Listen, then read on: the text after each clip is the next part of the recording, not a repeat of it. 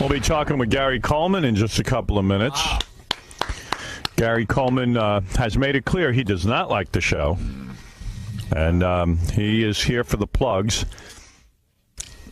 And he is here. He is discussing his release and also... Oh, does he have problems with the release? I don't know. And Gary said that his publicist wanted to know if there was a lock on our door so he'd be able to leave if he didn't like the interview. And there is no lock on the door. No lock. Keep him here. There's no sex in the champagne room and no lock on the door. So you don't have to worry about that. We don't lock any of our guests in. Anybody who wants to leave can leave. It's a two-way street. Even we can leave if we want to. If I don't like how the interview is going, I might get up and leave. Why don't you tell me what you knew down here today? I'm coming down here to talk about 𝗦𝗫𝗄 Network's Gary Coleman Webathon on the 15th through the 28th of November. Okay. And how'd you get involved in that? It's really interesting. I have discovered that there actually is 100 people on the earth that will do something out of the goodness of their heart. I didn't ask for it. I didn't beg for it. I was still kind of skeptical of it. And, you know, when it comes right down to it, I'm really proud to be participating.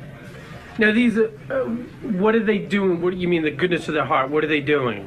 Well, they want to set up a webathon event. It's going to be like the event of all events on the internet, where there's going to be an auction, there's going to be online chat, there's going to be me in 3D, and of course me in digital streamed video, 24 hours a day, 15th to the 28th of November. Also, they can raise money for me. And I thought, you know, that's really nice and it's really cool, but I hope people really get behind it, because it's certainly not something I would have thought of on my own. Right. So somebody came to you with this idea that said, hey, let us help raise money for you? Right. And you know, the funny thing that is the absolute truth is 𝗦𝗫𝗄 Network said they would have done this regardless of my participation. And I just find that absolutely astoundingly wonderful. How much money are you hoping to raise? You know, the sky's the limit. It's the internet. You know, everybody gets rich on the internet these days. And pretty much all of it goes to you? Well, pretty much, yeah. You know, there's going to be some charitable contributions, of course, but that's up to me. Okay. All right, so are you ready to do the show? I know there's been kind of you know, you were a little upset before, but are you ready to do the show now? You know what? I am unconcerned. Yeah, you know, I know who Howard is. The whole world knows who Howard is. I got my notes. I know what I'm doing. And, well, Howard was saying before that there's a possibility, you said if you didn't like what he was asking, you'd walk out. Is that true? That's always a possibility with any radio program, especially if a shock jock is involved. Really? You think Howard might go over the line with you, or? When is he not going over the line? He's been on the air how many years now? All right, so we'll see. I guess you're going on in a couple minutes. We'll see you in Unless he says something. This man behind you says something. Hey, Gary, I was wondering, this is Howard's apple, all right? And you can have it. This is Howard's apple. Yeah, I just washed it for you, bro. Okay. All right? Can I give Howard back his apple? No. It's for you, man. All right. All right, Gary, so we'll see you in a couple minutes. Okay, thanks. Gary Coleman was the star of a show called Different Strokes. His parents took all his money. I actually have a great deal of sympathy for him and his story, but evidently he doesn't like me, but he's here for the plugs. He's plugging something. This is Gary Coleman. There he is, right there, Gary Coleman. Imagine that. Smiling. Hey, man, you're smiling. That's a good sign. That's a good sign. How you doing, Gary? All right. I got to put on all the accoutrements here. Exactly. Gary, it says in your bio you're 4'8", but I think you're smaller than 4'8". No. I'm actually bigger.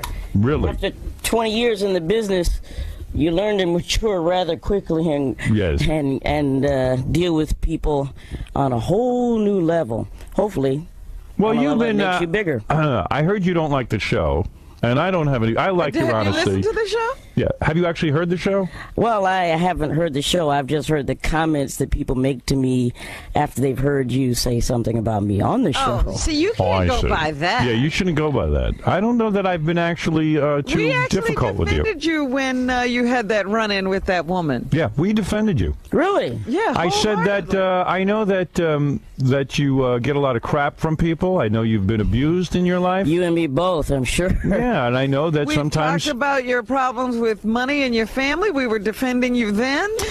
I learned about your... I must thank you both. I know. I've learned about your history with your mother and father. Really, they adopted you, right? Exactly. I didn't even know that. 2 weeks old. Right. They adopted you. Have you ever met your real parents? No, I sure haven't. You haven't? No. And these two people put you into show business, which is something that I can't stand. I think putting a kid in show business is the same. I think parents should be locked up in jail. When I read that Kathy Lee... If they can't work in sweatshops, how come they can do this? Well, when I read that Kathy Lee, who has a lot of money, is putting her kid into show business... Yeah. It sickens me, because I think that robs a kid of their childhood. It puts the pressure on the kid to be the breadwinner. Right, exactly. And I don't think it's right to do to a kid, to put a kid on that kind of pressure. And I'll tell you why. Robin and I were once on the subway. We were coming into work when we worked at NBC, and we saw this kid and the mother. Remember this, Robin? Yeah. And the mother was like, we're going to this audition. She was rehearsing the kid, and she said, you bet. This kid must have been 5 or 6 years old. You better get this right. You get it right, because we need the money. We need this job. And I looked at Robin. We almost wanted to slug her. And, kids too young to reach. She's like giving him the lines over and over and over again. And trying to make him... Well, see, the nice thing about me and my 20-plus career is I, like a fool, with very little information, chose to be in the business. With the caveat that if I ever didn't want to do it anymore... You could stop. I could stop. Of course. You couldn't. We all know what happened there. Yeah. Right. Well, and also when you say you chose to be in the business, I'm sure there was pressures. I mean, how do you even know of a business? Exactly. Oh, well, no, it's not that. Here I am on the Howard Stern show about to defend the thieves. They didn't pressure me. Right. The agent that I had all during Different Strokes didn't pressure me until later when I wanted to quit. Right. The lawyers that I had all during Different Strokes didn't pressure me until later when I wanted to quit. I wanted to quit on the third or How fourth old were you season. when you decided to go into show business? I had decided, well, actually, there's a little bit more backstory. I decided I wanted to model for Montgomery Ward's because I had a cousin that was doing it. Right. She was doing it at like 6, and I was 5, and I thought, how come they don't have little boys doing that? Right. So my mother helped me write a letter to 𝗦𝗵cie𝘄. Never forget her name. Right. Montgomery Ward's, Waukegan, Illinois. They had a runway set up in the little mall there, and every season I'd model the clothes, the kids' clothes. Right. And there was a mall manager that thought I had talent out of all the kids. He gave my parents a card. We went to go see the agent in Chicago. I started doing local and regional commercials.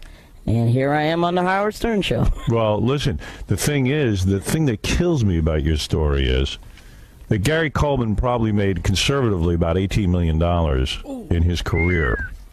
His parents went to a judge each time, because that's money they weren't supposed to be able to touch. There's like something called the Jackie Coogan law. Which is very weak and very wordy. Yeah.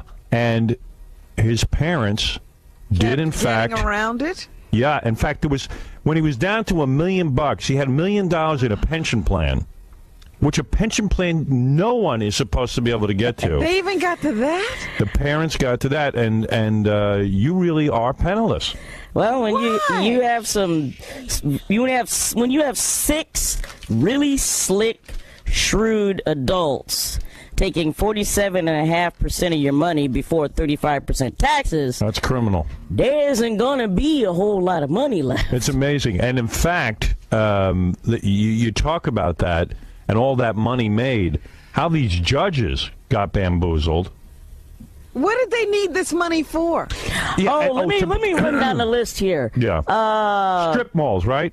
Well, there was these really bad commercial properties in Colorado Springs, Denver, and Salt Lake City, Utah. Do people buy property in Salt Lake and City, you know what? Utah? The worst investments. And how do you go to a judge and say, we need money for strip malls? Yeah. You know, when it's supposed to be his money. And all you had to invested do for him. is take that $18 million, And stick leave it in it in the 5% interest, and this guy would have been set for life. Yeah. Yeah. You never would have had to work.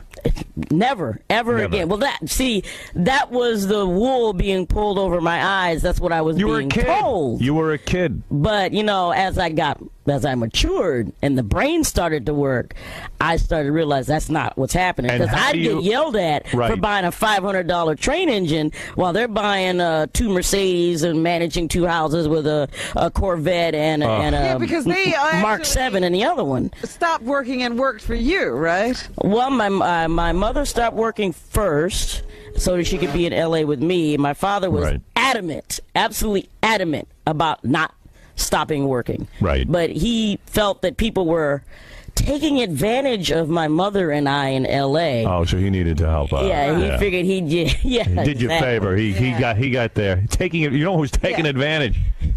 So it's a horror. You see what this show business does? Yeah. Because how do you live every single day knowing you had a fortune that your parents squandered? How do I live every day? Yeah. Be honest, because it's got to eat at you. It's got to. And if you tell me it doesn't, I know you're not telling me the truth. No, it's not that. It's actually not that. Right. In the middle of the night, when I have insomnia, it eats at me for about 5 or 10 minutes. Right. But I always know and carry with me the fact that I'm an adult now. I'm supposed to take care of my own butt, just like anybody that's 31 years old. Well, and I always seek ways and paths to make money for myself. No, I know you do, but it's just it's a horror when a fortune is taken and squandered.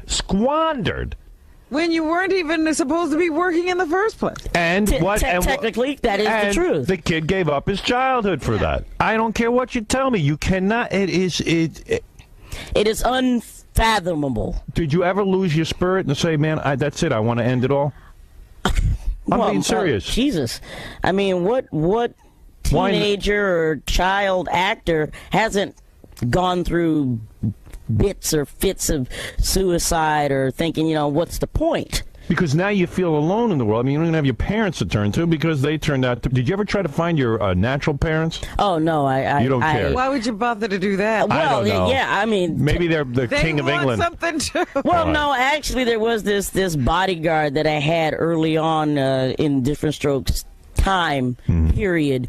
His name was Victor. He claimed he found my mother in Michigan somewhere, some crazy lady with pink rollers in her hair. Right. Do you get any money from the reruns of the TV show? Or any of your work? It's really interesting. I get a little bit here and there, and I accept it. I don't turn it. I don't say, hey, SAG after, please take this back. I'm not supposed to have it. But it drives me crazy. And plus, I mean, you are ill. I mean, you do get dialysis, 3 times a day? No, 3 times a week. 3 times a week. And what is dialysis? I don't even know what you have to go through. Well, it is far removed from what people believe it is. Is it painful? Only when they stick you with needles. Right. Other than that, you sit there for 3 hours and your blood gets cleaned electronically and mechanically. How long do you have to sit there?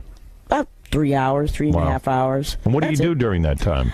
Let's see, they provide you TV, you can bring a book, you can bring your laptop, you can use the phone. Right, so it gives you some downtime and you can... So is kidney transplant out of the question for you at this point? He's had them. I know. That's the problem. I've had them, and I used to be a real big supporter of other people's body parts. Right.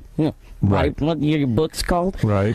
But I've never had any luck with other people's body parts. Well, other people have, though. You certainly recognize that. Yeah, of course. Right. Of course. I mean, I don't condemn it completely. It's just not a choice for me. You've gotten 2 kidney transplants, and what happens? They just don't. They have to. They reject. Your body rejects them. Well, there's a mechanism in the body that fights off infection. Right. And that mechanism is tricked into believing that the organ that you put in your body is an infection, and it tries to kill it. Yeah. See what your problem is now, too. Even when you went and you said, hey, okay, I want to make an honest living, you went to be a security guard. Right. Because of your fame, because of who you are, people are going to come and dick with you all day. You can't just be a security guard. The fact of the matter is it turns into a personal appearance, and the fact that anybody wants to screw with you can. Luckily, I didn't have that happen.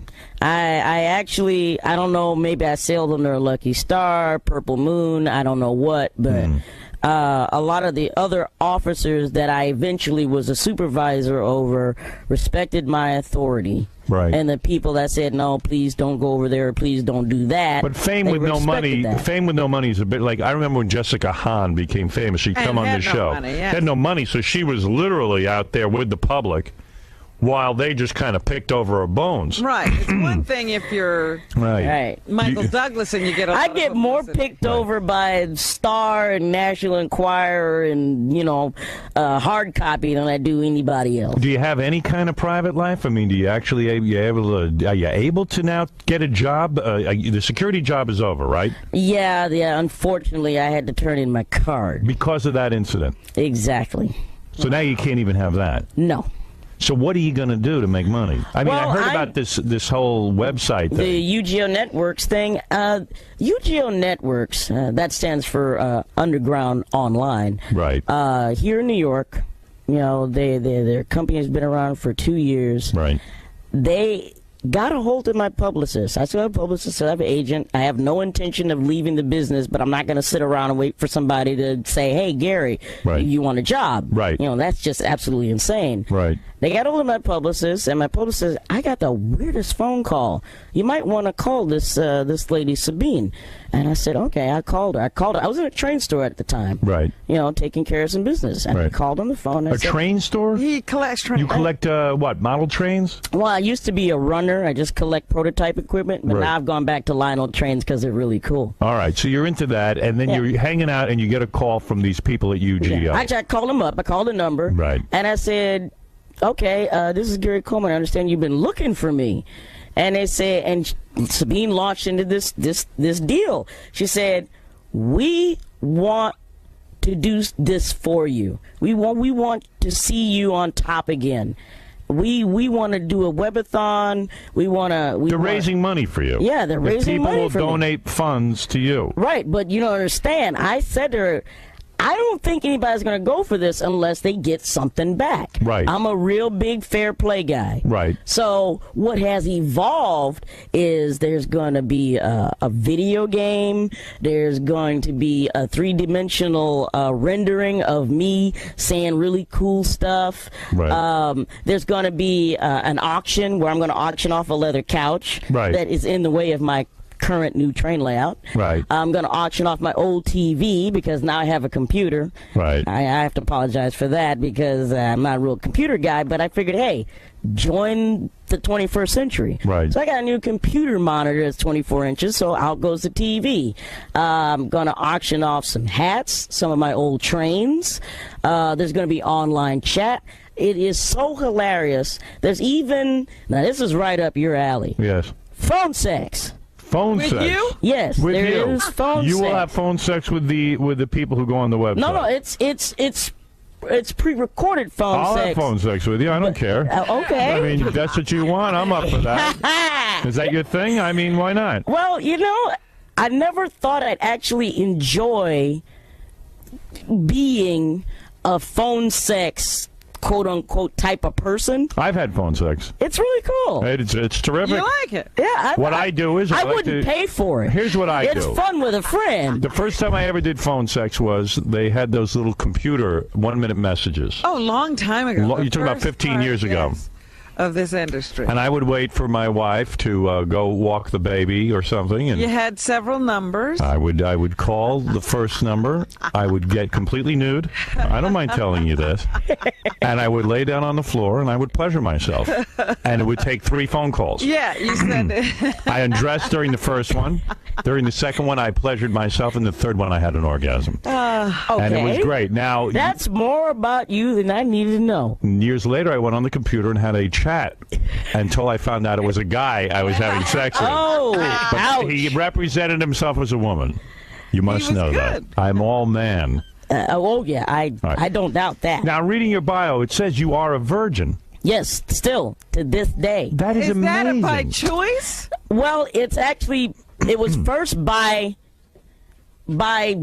coincidence, then it was by accident, and now it's pretty much by choice because, you got crabs is coming back in vogue again, and Right. you got AIDS out there running rampant, killing folks. Yeah. And you got hepatitis, encephalitis. I Yes. mean, you got stuff out there But that isn't will it, just isn't it kill you. almost, I mean, if you wore a rubber and everything, isn't that almost the entire joy of life to mate with another person, to feel that? I mean, aren't you even curious what it feels like? I mean, certainly you could get women. Well, I've never had groupies, and I don't like really loose women. I like really intelligent women that Right. know who they are and what they want. Robin and, sounds like you. And I don't have to. I don't like pet women Right. that just kind of lay there and just exist. But in all seriousness, how would you know? You haven't been with any. Well, I've been with. I've you had didn't think you some liked women. phone sex. Look, Right. I've had a few pairs of breasts. Right. But You've- that's about as far as it usually you gets. only go up to petting, Yeah. never below the waist. No. Well, none of these relationships have flowered into. I can't believe what I'm something hearing. More significant. Well, You've look, never here, wait a second. figure it out. You've figure it never out. received oral sex. No, I don't want that. You Ew. don't? No. Ew. What? That's not a place for a young lady's face. I'm sorry. Really? I don't agree with that. Really? You're a better man than I am. I'll tell you that. What do you mean? Of course, that's the only place for a woman's face. Well, that maybe you and Robin share that opinion. Robin loves it. Robin What are you loves. talking about? I'm not in this conversation. Robin loves servicing me. So what do you do? You just pleasure yourself, like I do? Very, very, very, very seldomly. Really? Don't you find that sometimes you get achy? You mean blue balls? Yeah, anything. I mean, you're, That only happens when I'm actually with someone I am actually interested in and I really care about. Do you think this is because of your medical condition in a way? It's part of that. Yeah. Because for whatever reason, and Yes. I really don't care if people believe I'm a virgin or not. I believe know you. I am. I believe you. For whatever reason, I was not endowed with A big that. penis. We can talk about that later. All off right, the go air. ahead. Yes. Were you endowed with a big penis? It's It's average. it's good for the size that I am. Right. In other words, there's nothing to be embarrassed about. Right, All right, so go yeah. ahead. So it's not an issue of that you have micro penis or something that because No, of it's your not size. micro penis. All right, go ahead. It's just that I was not endowed with that go, conquer every woman libido that every man has. Right. That's Sleep with everything warm and breathing. Right. I don't have that. not your thing. You don't feel like victimizing women. You're actually human. Yes, exactly. I have want to. feelings, but yet, I mean, it would be nice if It you would be- found someone special Yeah. that you could share your life I'm with. a big cuddler. I Right. would love to cuddle a woman until she just turned blue. You know what you need? You need to go to Scores, my friend. Is that one of those topless naked Oh, places? yes, it is. You know what? That's not your thing. I don't like watching women demean themselves like that. Really? No. You should run for president. I don't know why you're wasting your time on the internet. At least we know he'd be doing the job. Yeah, so you have, in other words, maybe because you were victimized as a child, you don't want to turn women into victims. You don't want to use them in any way. No, I was actually one good thing, and it's the only good thing. Mm-hmm. It's been augmented by other people. My adopted parents started me out being a gentleman to the ladies. You know, you don't need money. Now I see why they took all your money. You don't need broads. Yeah, he doesn't have to have the money. You don't need a lot. Yeah, I've You know what never I mean? done drugs. Right. I don't have any vices other than model trains or toy trains. Right. And So what do you video do all day? games. Do you stay home and play with toy trains? I am a conservative recluse. That's who I am. Join the No club. friends? Oh, I'm no, with I you. have 4 friends. And once I get that 5th one, I can die a happy man. You have 4 friends. I have 4. Male friends, female friends? I don't bond well with males. You don't. So they're all women. All but one. And All he's but a one. really cool guy, and he treats this one female friend of mine really, really nicely. Is that Indian guy you were hanging around with? Oh, no. This is a completely different guy. Dion will always be my lifelong mentor, lifesaver more than twice. Right. And he's the one that opened my eyes to the rest of my life. Right. But you're not friends with them anymore. No, well, no. It is a camaraderie and a respect that we share with each other that you can't. Friends doesn't do any justice. I say, man, I can't believe you never tried sex. Not with a guy either. Maybe you're into guys. Oh no. Don't go that way at all. No. Just into women, but not into trying it out. No. Amazing. That might be the most amazing. Well, see, here's what happened. I say that's amazing. You were on the air doing your thing, up and coming when this was all going on. Right. 1984. Go ahead. What happened in 1984? I think it was 83 or 84. AIDS came out. Right. One night stands were over. Right. Dead. Done. Right. I was 16 in my sexual prime. Go ahead. Strike number one. Right. Well, you certainly could wear a rubber or have the chick tested, and you could be tested. Who was testing people at that time? Well, that's true. Go ahead. Yes. Strike number two.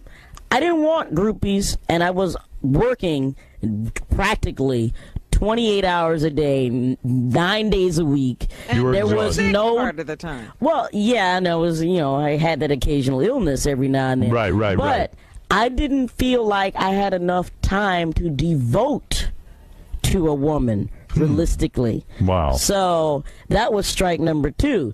Strike number three, right around 86, 87 in there somewhere, women decided they hated men. They hated us with a passion. Yes. Didn't even want us breathing in the same room with them. The women's lib movement. Yeah. Yes. So that was strike number three for me. Right. And then along with that, coincidentally, I started disliking women because they were paying me no attention. Interesting. So that was strike number four. Unreal. Let's take a couple of phone calls. By the way, if you want to go on the website that Gary Coleman is plugging today, and you actually want to make a donation, you can go to the webathon at ugo.com. UGO.com. That's right, www.ugo.com.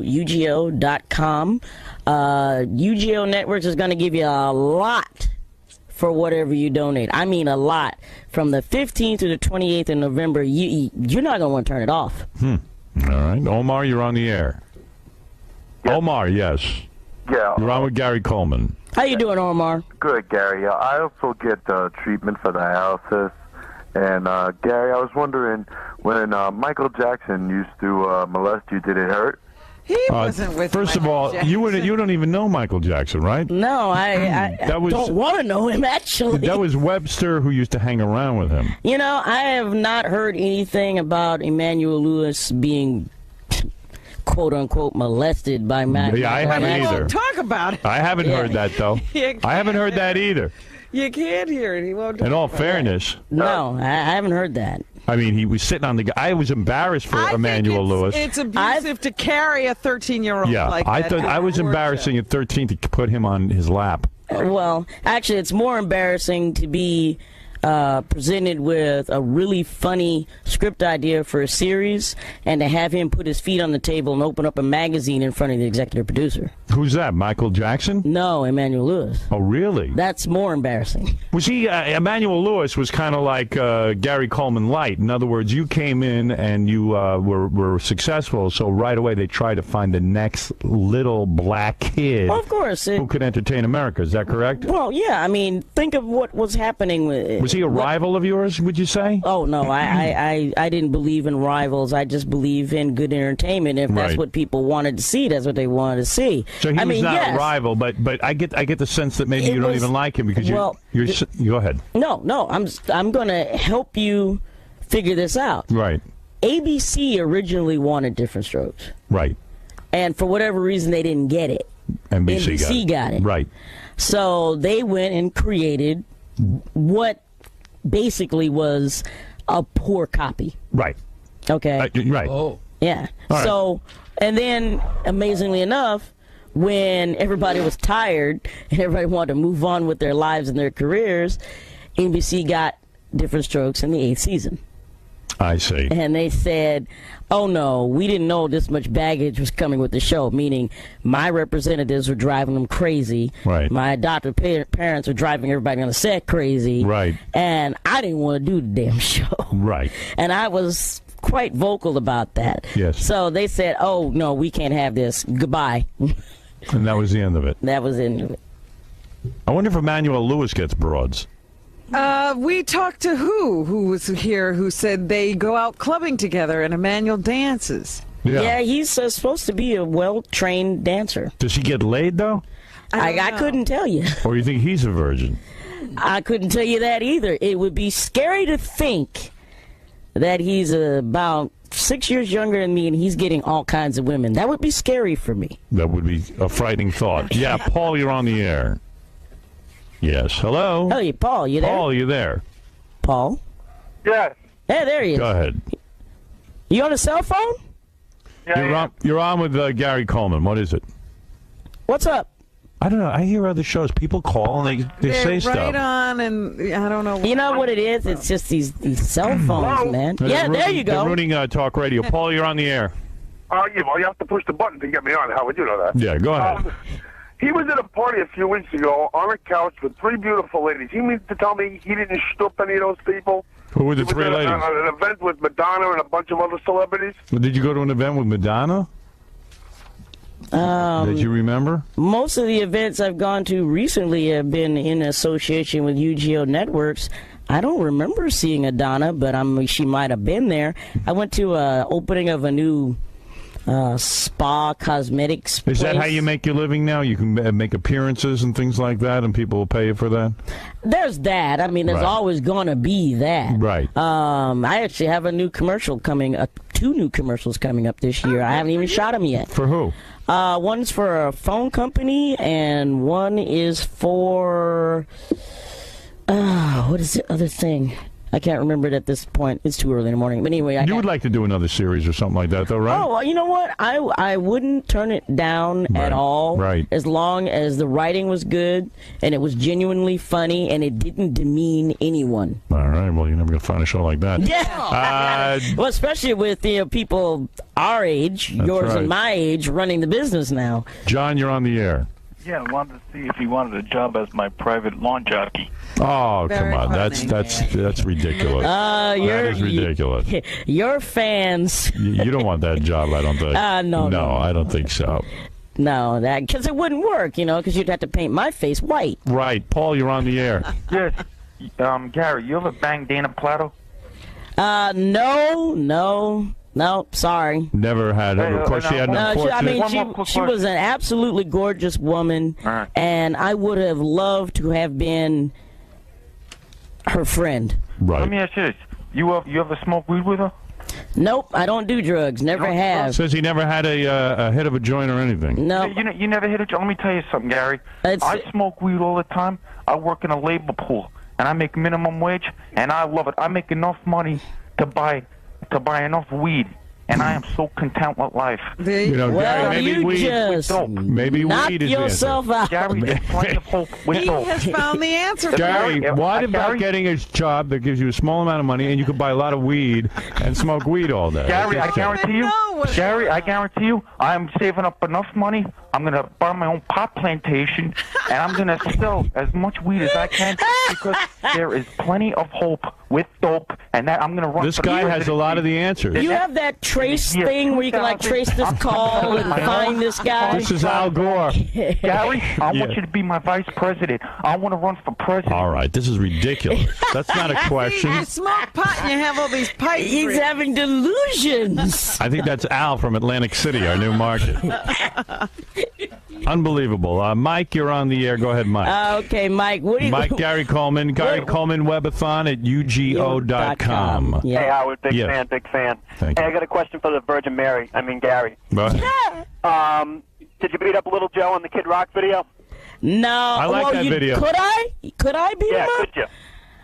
You know, I that's am why I not. don't think you're 4'8" because I know Joe C. and he's like He's something. He's three something. I'm 4'8". You don't seem that much taller than him. Oh, he I'm was like towering a over foot, Josie. a foot 4 inches or something. You are. Yeah, but you know what? He's such a maniac, and I love maniacs. He smokes a lot of weed, Joe C.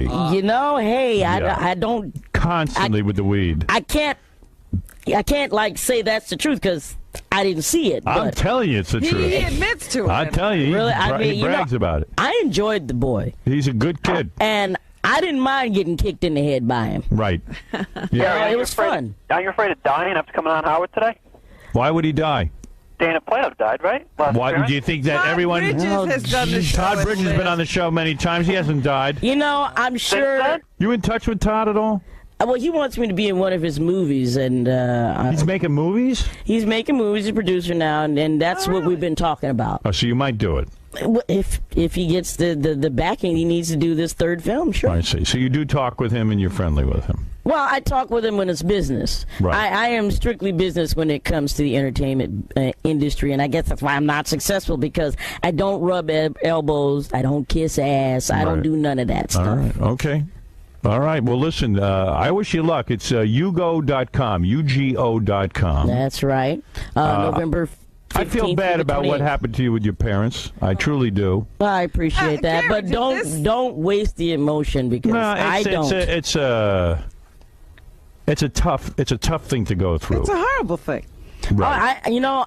I agree with that, but I think that I have become a better person because of that, because of all the trials and tribulations that have happened. And you seem like a real good guy. Happen. You seem like a very positive kind of guy. Now, I am my own rock. You know, I depend on people when I have to. Right.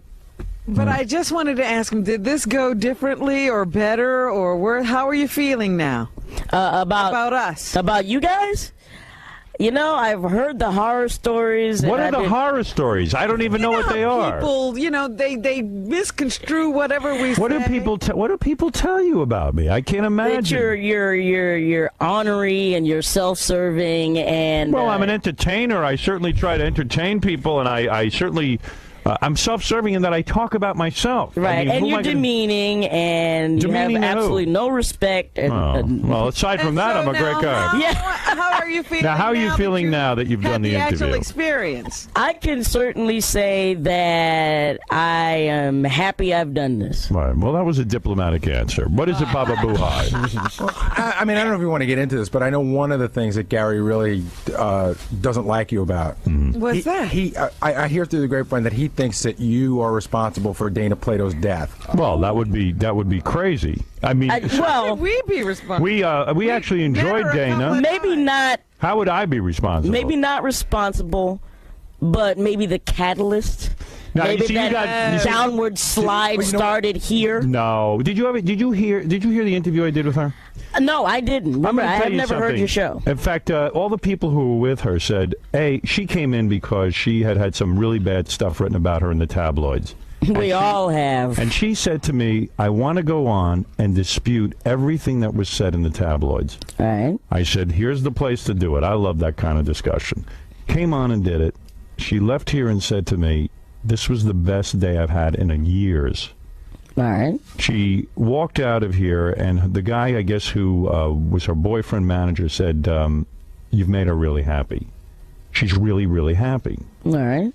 And I think that she had a lot of problems, and she had a lot of stuff going wrong in her life. But as far as the interview here, and we interviewed her a bunch of times before that. Right, that I'm aware of. Each time she came on, just had a great time and felt really, really good. So so this is another misconstrued thing where I was told about a drug test. No. In fact, she came in. One of the callers called up and said, hey, you're on drugs. We read about it in the Inquirer. And she said, I heard. And she said, I will take a drug test right now and prove to you guys. Even gave us a sample of her hair, which I still have. Gave it to us. And I said, it's not necessary. I'm not going to go sit and drug test her. That's not my job. But the fact of the matter is, because of the coincidence of her dying that weekend, all right.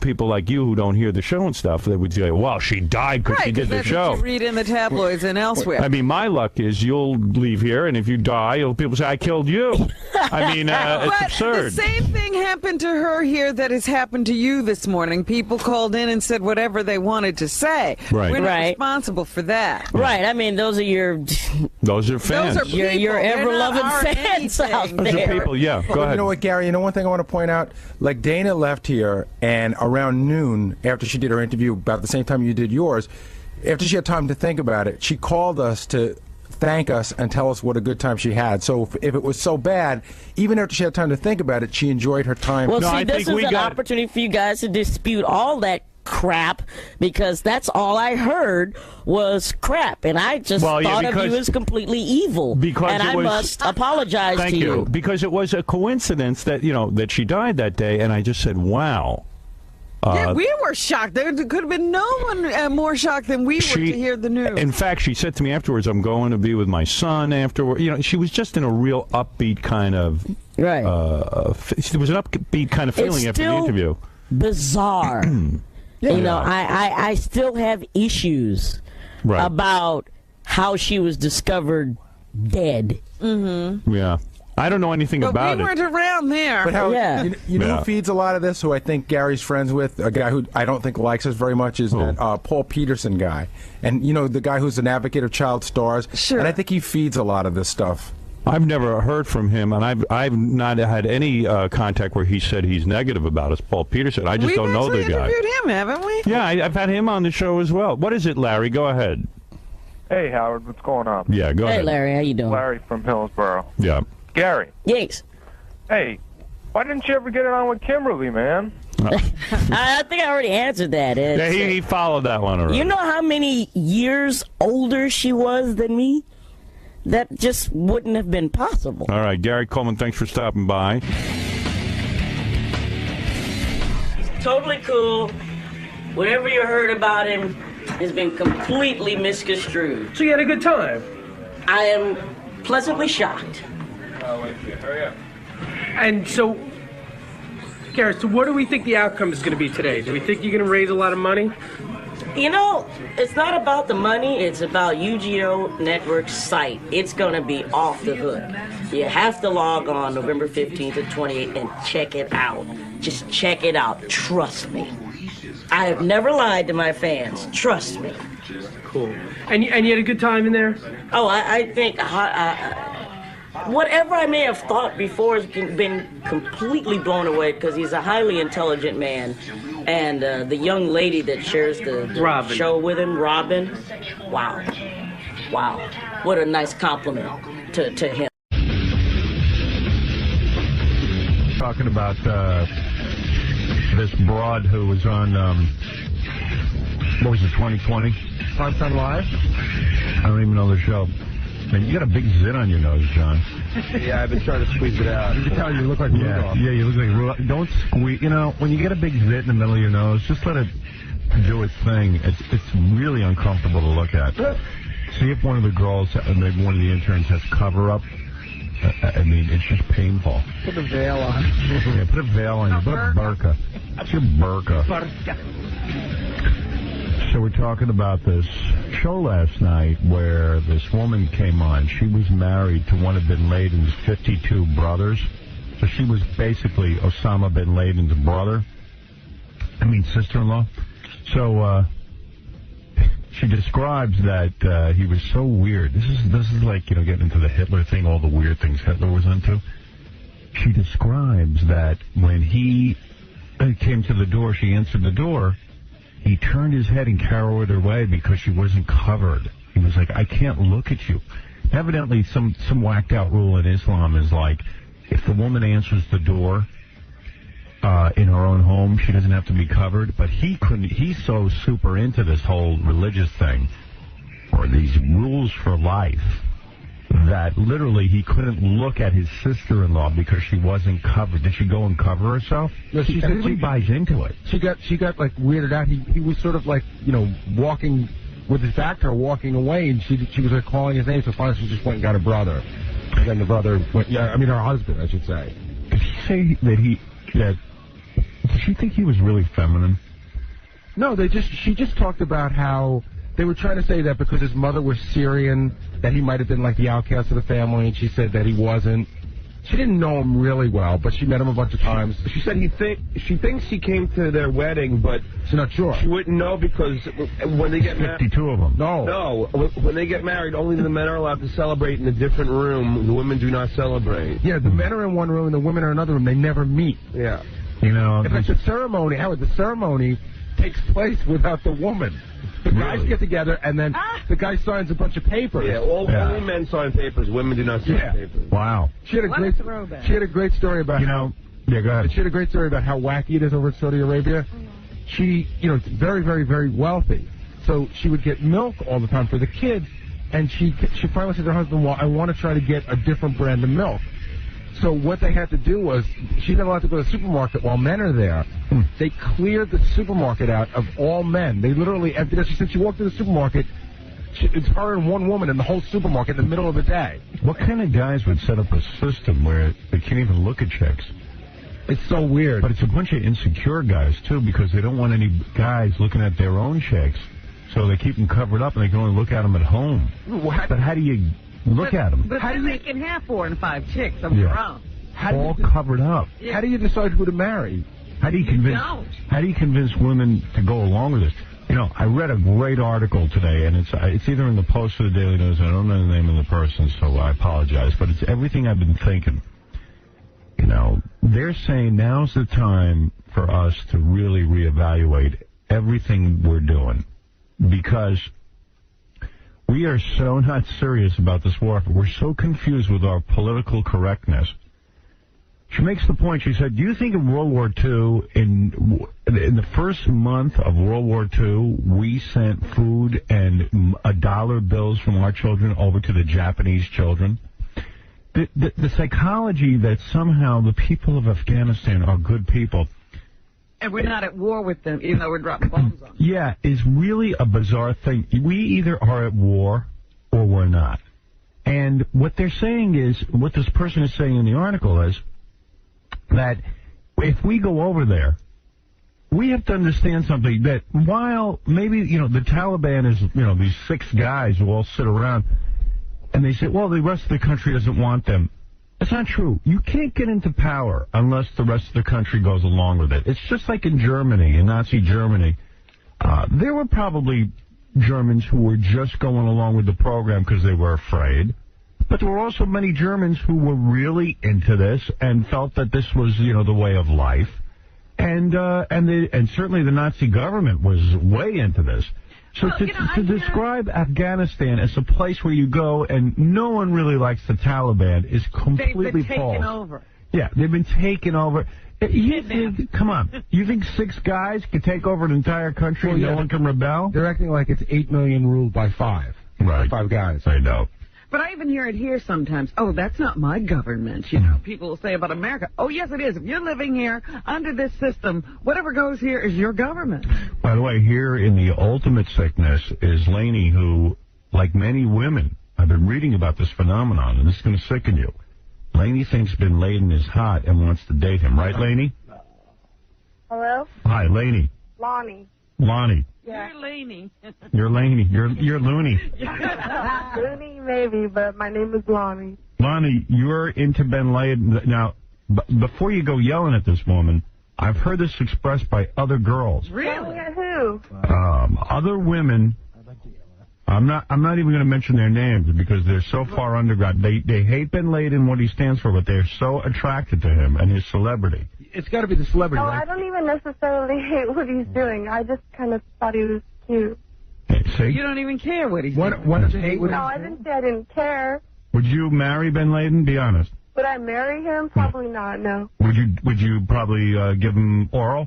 I'd probably give him oral sex, yeah. Right, see? Man. No, now, before you start slamming her, she's at least being honest. There are a lot of women who are... Don't slam me. I'm just being honest. I met a girl the other day, and I went through all the anger and all of the frustration when she came up to me and said, I am in love with bin Laden.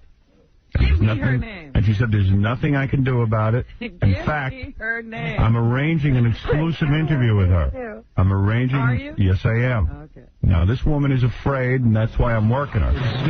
Exclusive. But bin Laden... Stand up and be counted. Give your name. Is it Susan Sarandon? All right, look, now you've given out a name. I can neither confirm nor deny that name. Looney here is giving her name. Why can't this woman? This woman's very embarrassed, but she can't help herself. Looney, Sure she can. does she give? Have you given oral to like a lot of different guys? Are you just loose, or are you just in love with bin Laden? No, plenty. Oh, you've done a lot of guys. Not a lot, just plenty. Like a lot of mass murderers? When you're with him, will you call him Bin or Ben? I think it's Bin. I think it's bin Laden. I'd probably call him Daddy. Yeah. Well, Let me ask you something. You'd probably have intercourse with him, too, right? Yeah, well, yeah, I guess. Man. Is it the power? Because it's not the looks, right? He's not a good-looking guy. No, it's the look. Yeah, you see, a lot of chicks get confused, you know. They don't know what they're attracted to. They're just attracted. Yeah, I mean, Pam Anderson said the same thing about Kid Rock. What? Guys like no, that. not Kid Rock. He's gross. You are loony, aren't you? You can leave us out of the conversation. Well, maybe she's making sense now. Anyway, all right, thank you for coming forward, Laney. Well, that always brings up the question. Lonnie. It always brings up the question, who is more evil, men or women? I don't know the answer to that, but I'm just telling you. Because I always say, you know, people say, well, Hitler was a really horrible person, but I said Hitler could get laid. Oh, Hitler got laid big time. This is proving who's dumber. Would you wear a burqa for Bin Laden? I'd wear whatever you wanted. All right, thank you, honey. Bye. That's loony. Now you know how he gets people to go along with it. Lonnie Bin Laden. His incredible appeal. You see his charisma? I know a guy out in Jersey hasn't gotten laid in months. Bin Laden could get her. Come on, man. Benji hasn't been late in years. Yeah. Oh, please. That's true. When's the last time you got laid, Benji? I have a plan to take over a country. No, come on, really. When's the last time? When's the last time you got laid and didn't pay for it? Was it that last trip you went to the Bunny Ranch? Bunny Ranch, but that was a kid. But let me intercourse. I'm being serious. I'm trying to remember. Oh. Wow. Wait. Sad. No, I think. Oh, dear. Be honest. I'm trying to remember. You know. Every guy knows. Millionaire. Come on. Every guy knows. Yeah. Let me call a lifeline, please. Here's my thought process, Reed. No, that wasn't it. But Benji, be honest. The last time hold on. Well. When's the last time you got laid? The last time you got laid by meeting a woman in a place and going on a date, not any of your weird sexual stuff. I know 3 years ago I did. Oh. And I think... Well, Benji, 3 years? It's between a year and 3 years. Intercourse. Well, Benji, you've done it again. Okay, Benji says 3 years. Is that your final answer? All right, let's see. That's correct. How could you work in the show and not be late 3 years? And who did you get 3 years ago? It was about a year and a half, I think. See, chicks don't necessarily care if you're on the side of right or wrong. They care that you've got something going on. Juice, power. Yeah, Bin Laden's got the cash, and he's got a whole organization. He's got the cave, probably, with the carpet. He's got the love cave. He's got the love cave, and the love cave is great. Love cave, baby. Come into my love cave. Oh, look at you. You look gorgeous, so Laney. Let me say, Lange, you are beautiful woman. Now you go put the burqa on. I can look at you. Put the burqa over your face. I think they just lift that burqa and just like almost like rape the women. Oh my God, the sex must be so angry. Oh, I'm going to give it to you. I'm going to give it to you right through your burqa. You know what's so weird about that? I hate you. I'd like to give it to you right through your burqa. Oh. Hey, weren't you sick yesterday with 104 fever? I was, man. I'm getting into it. He still has the fever. I'm getting into it, man. Artie's so funny. He comes in, he goes, yeah, you know, he had 104 fever, so he goes to this doctor in Jersey. Tell the story. He goes, well, I'll tell it. He goes there, and he figures he's got anthrax. Oh, dear. He's not sure. The doctor goes, where do you work? Oh, you know, downtown. Oh, yeah, Howard Stern Show. All right. And he's got 104 fever, and he can't even function. Artie tells me, and this is actually a good piece of reporting on Artie's part. Thank you. He goes, you know there's no test for anthrax? I go, what do you mean? He goes, he says to the guy, well, how do I know if I have anthrax? He says, give me the test. He goes, there's no test. Now, again, this is a doctor in Jersey, but he goes, it's a construction worker. No, but describe what he said, Artie. No, it was actually his physician assistant, she called it. It was a woman. And she said, you know, there really is no test for anthrax. I go, what are you talking about? What's all over the news? She goes, well, the best we could do is you don't have a rash. If you had a rash, we'd take a skin graft, you know. But we could take a blood test and just see if your white blood cells are fighting anything. And that's all we can do. What about all these nasal swabs we've been hearing about? Well, that's for only one sort of type of it. Yeah. But he's saying you could take a skin swab or a nasal swab.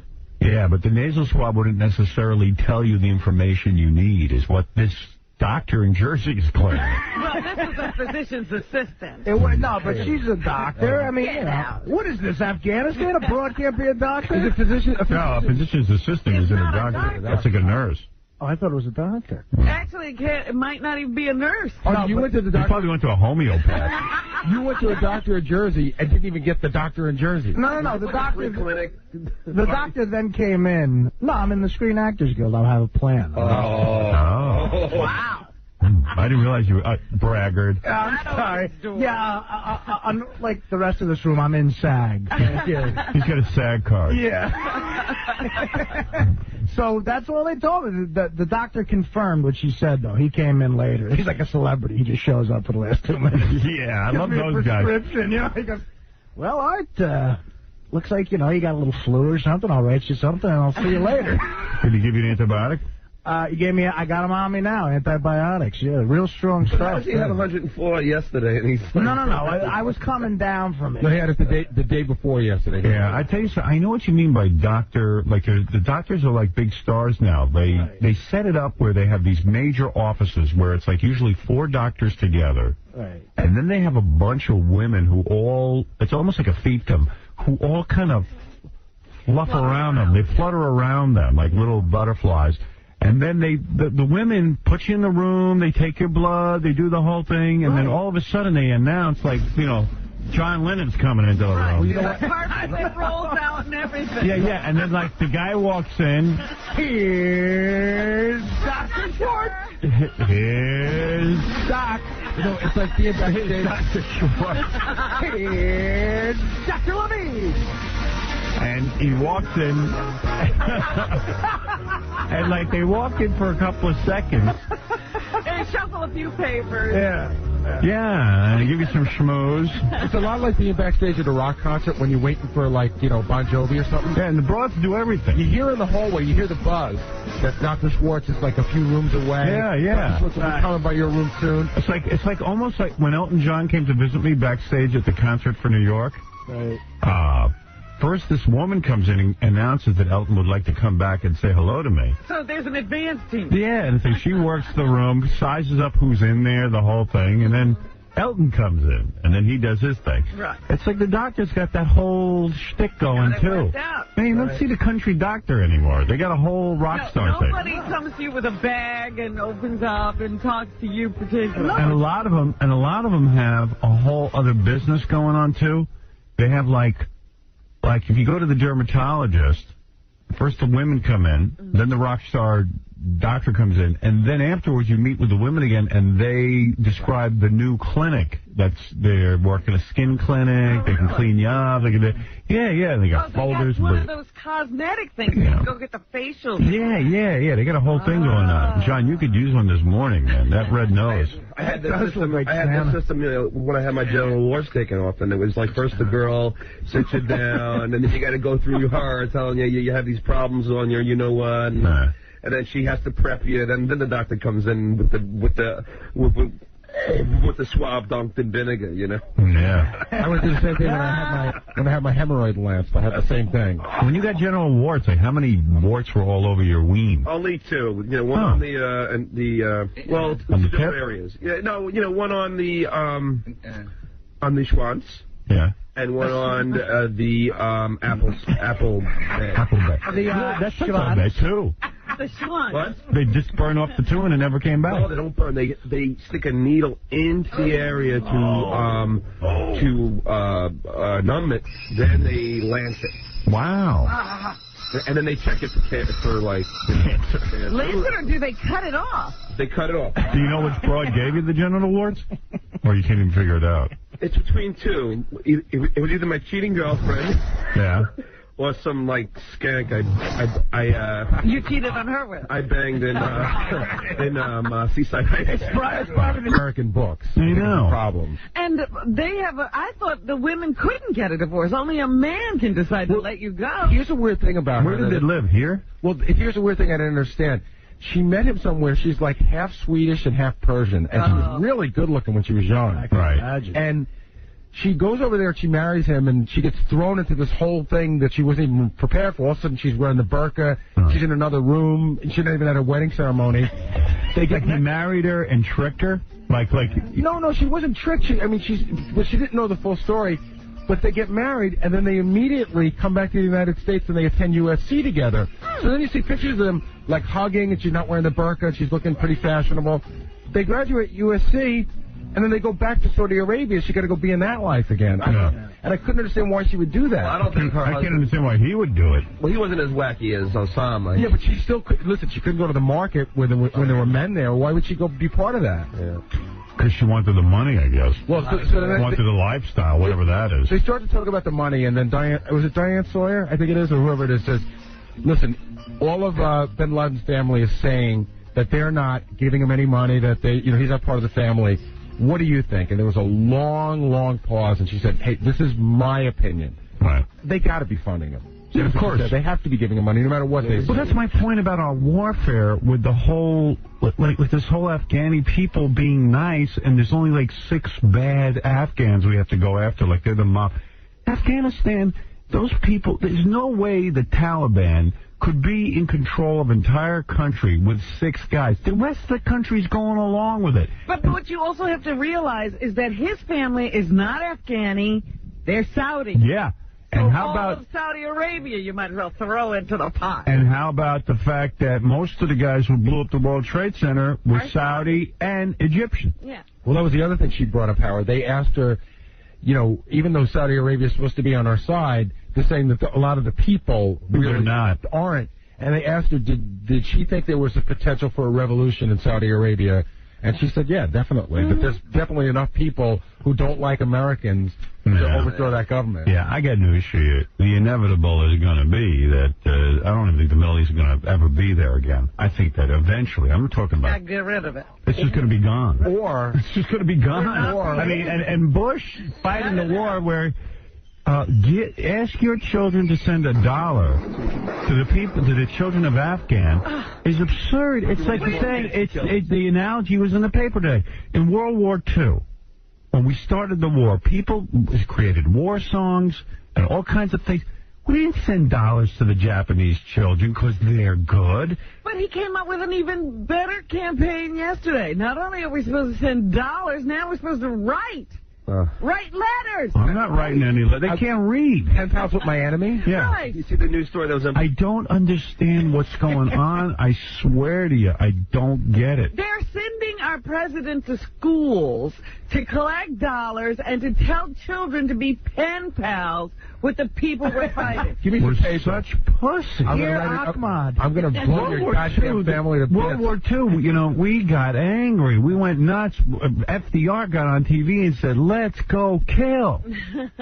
I mean, that's what he did. That's what it says in the paper today. They say if you're a student of history, you got to get angry. I was sitting there listening to him the other day. I mean, and you were saying, how can this president say he didn't have an anthrax test and blah, blah, blah, blah, blah. I'm listening to him talk. I'm like, is this guy upset in the least No. about what's going on? Yeah, because he'll be the one survivor. We'll all be dead. He'll be surviving. Roosevelt sounded pissed. Yeah. Did you see the news stories implicating Saddam Hussein now? I like sending pen pal letters. Unless we put some anthrax on those pen pal letters. Right. What are we doing? Although, when they write us back, what do you think? That letter ain't going to be laced? But also, do they have a post office? Dear Ahmad, I'm sending you my NSYNC poster. You can send me anthrax. Isn't Joey Fatone cute? Yeah, Joey Fatone's my favorite. Who's yours? Well, Lance. Mine is Lance. Now open the envelope. And that was the other thing they were saying. Americans come. Hey, Lance. Yes. Justin Timberlake is a real doll. Now open the envelope and die. I can't wait to pen pal with a friggin'. He sounded like Mr. Rogers yesterday. We must be friends. Where is it? I think it's this whole Jesus freak thing. Yeah. And then what about the fact that, like, a lot of the postal workers are, and rightly so, angry. Are so angry because they're not being given proper information. Well, the other day I heard one postal worker say, what am I still going to work for? When they heard about anthrax on Capitol Hill, they shut the whole place down. Right. Why am I still supposed to go to work? Well, you know what's going on? You know, it starts out with, Hey, good question. Yeah. Everybody calm down. There's only 1 dead. Then everybody calm down. There's only 6 dead. Hey, no. Then there's only a dozen dead. Oh, how about they go to Bush? Have you been tested for anthrax? He won't answer. Why is he stonewalling? What is that about? And then there was the argument about what kind of anthrax was on Capitol Hill. Yeah. 1 minute it wasn't terrible, the next minute it was Terrible. terrible, then it wasn't terrible again. Yeah. It's pretty scary. It's frightening. Then today in the newspaper, just to heap more paranoia on, and this is the worst, I kept saying this when I was, I guess it was about a week after the World Trade Center, not even a week, like 5 days. I was walking around the city, and the smell was so horrendous. I called my kid, and I went, let's get out of the city today, because that smell don't smell right. I want to breathe some clean air. What are we breathing in? Well, sure enough, I don't know if you saw the front page of the paper today, they've analyzed the air around the World Trade Center, and they say it's toxic. Well, once again, let me just say that at the very beginning when you were saying that, they claimed they had done tests and that everything was fine. Here, wait, I'll read toxic, huh? Here. Still. Levels of benzene, dioxin, PCBs, and other dangerous chemicals at ground zero exceed federal standards. Now, you know federal standards are like way off the scale. It's called a toxic zone. Hold on a second. I'll read this to you. All right. A toxic nightmare at disaster site. Now, this is just freaky. The air, the water, the soil is all contaminated in that area. You know how many times my wife's been down there working ground zero? Giving massages. Yeah. Toxic chemicals and metals are being released into the environment. If you... When I went down to Noble a week ago, the smell. You can still smell it? Well, yeah, right. You know, like if you go about 2 blocks, you could still smell the World Trade Center. And you could still smell it in the air in a lot of places, depending on the wind. Don't even worry about what you can smell. Most of the times you can't smell what's really going to kill you. Yeah, it's in the soil, it's in the ground. Okay, you know the fires are still burning at ground zero. Anybody goes down there knows. Dioxins, PCBs, benzene, lead, and chromium are among the toxic substances detected in the air and soil around the World Trade Center site by Environmental Protection Agency equipment, sometimes at levels far exceeding federal standards. EPA monitoring devices also have found considerable contaminants in the Hudson River, in the water, and in the sediment, especially after it rains. 6 weeks after a WTC attack, benzene, a colorless liquid that evaporates quickly and can cause leukemia, bone marrow damage. Artie's probably got bone marrow damage and leukemia. Well, that's what I'm thinking what I got. Yeah, you got that. Starts with the sniffles. That's just from living in New Jersey anyway. Yeah. That's the Jersey, so that's not even the World Trade Center disaster. All right, lay it on. Come on. You know he's thinking it, too. I mean, hey, look, you know. Don't assume the worst, Artie. You got a cold. Thanks, man. You know? You're the lucky one. On October 2nd, for example, benzene levels from 3 spots around ground zero were measured at 42, 31, and 16 times higher than the standard. Oh, man. On October 12th, one reading measured 21 times higher than what's allowable. Now, this is just from just because the buildings burned down. Yeah, and you know, God knows what they build these buildings with. Yeah, right. And plastic always becomes toxic when it's burned. And especially when you got 50 billion tons of it. Right. But now, is that in like, could you get sick from one visit, or does that have to be? Nah, I think, I don't know. You know, that's the thing. How do you know? Nobody knows. What's funny because... Yeah, okay, here's the answer. The effects of exposure to any hazardous substance depend on dose, duration, how the person is exposed, personal traits, habits, your personal medical history, whether other chemicals are present according to Agency for Toxic Substances. So you don't know. One exposure could be your end. Depending on your circumstances. Yeah. Oh, jeez. Water discharged into the Hudson River from a sewer pipe at Rector Street on September 18th showed dioxin levels more than 5 times higher than any previously recorded in New York Harbor. mean, you know, this is bad. So where is this stuff coming from? Just from the burning? Yeah. It's being released into the air, and then it rains, and then it goes, you know. How come he can't tell where it's coming from? Well, because he didn't take science in second grade. I'm saying what is causing the, you know, what is the, you know. I'll explain it to you. John, look at me. Look at your dad. You want to know? Do you want to know how it got in the air? What burns that causes the benzene, Robin explains it. Plastics, asbestos. Would you like to know what happens when it rains? All of those chemicals go up into the sky and form those cloud formations, and then the toxic rain comes down on you. And then before you know it, you're breathing it in, drinking it, and eating it. There you go. Sure. But that's okay. A test of toxic metals in water discharged into the Hudson showed chromium, copper, lead, and zinc levels that elevated several orders of magnitude above ambient water quality criteria. I'm sorry, John. That's too complicated. Yeah, could you break it down? I'm going to break it. Ambient is a big word. Hey, Rabbi, what's ambient mean? Your girlfriend was down there as well. Yeah, sure. We're all sitting ducks. Hey, you think it's only down there? We're not breathing the I think we are breathing it in. It's up here. I live, you know. It's over there. Look at it. There it is, right over there. I'm sorry, Gary. That was your teeth. Can I bring up one more weird thing? Yeah. We've been talking about Halloween. So my wife and I were talking last night about the whole deal about, you know, we're only going to let our kids trick-or-treat at houses for friends that we know and stuff. And even they said you should buy candy. Do you trust any candy that you didn't buy before September 11th? We were having that discussion. Like, dear. Who's to know? You know what? You know what? If they do that, then let's just die already. You know, let's just accept it. That's got to be old candy to buy before September 11th. No, but do we have the Drew Barrymore tape or it's on Melrose has it. Melrose has it. Okay, I got to hear her rap it about I want to hear this. You're in her life. Yeah. Howard. Melrose. I've got the Drew Barrymore. I also have Bin Laden's sister-in-law, too.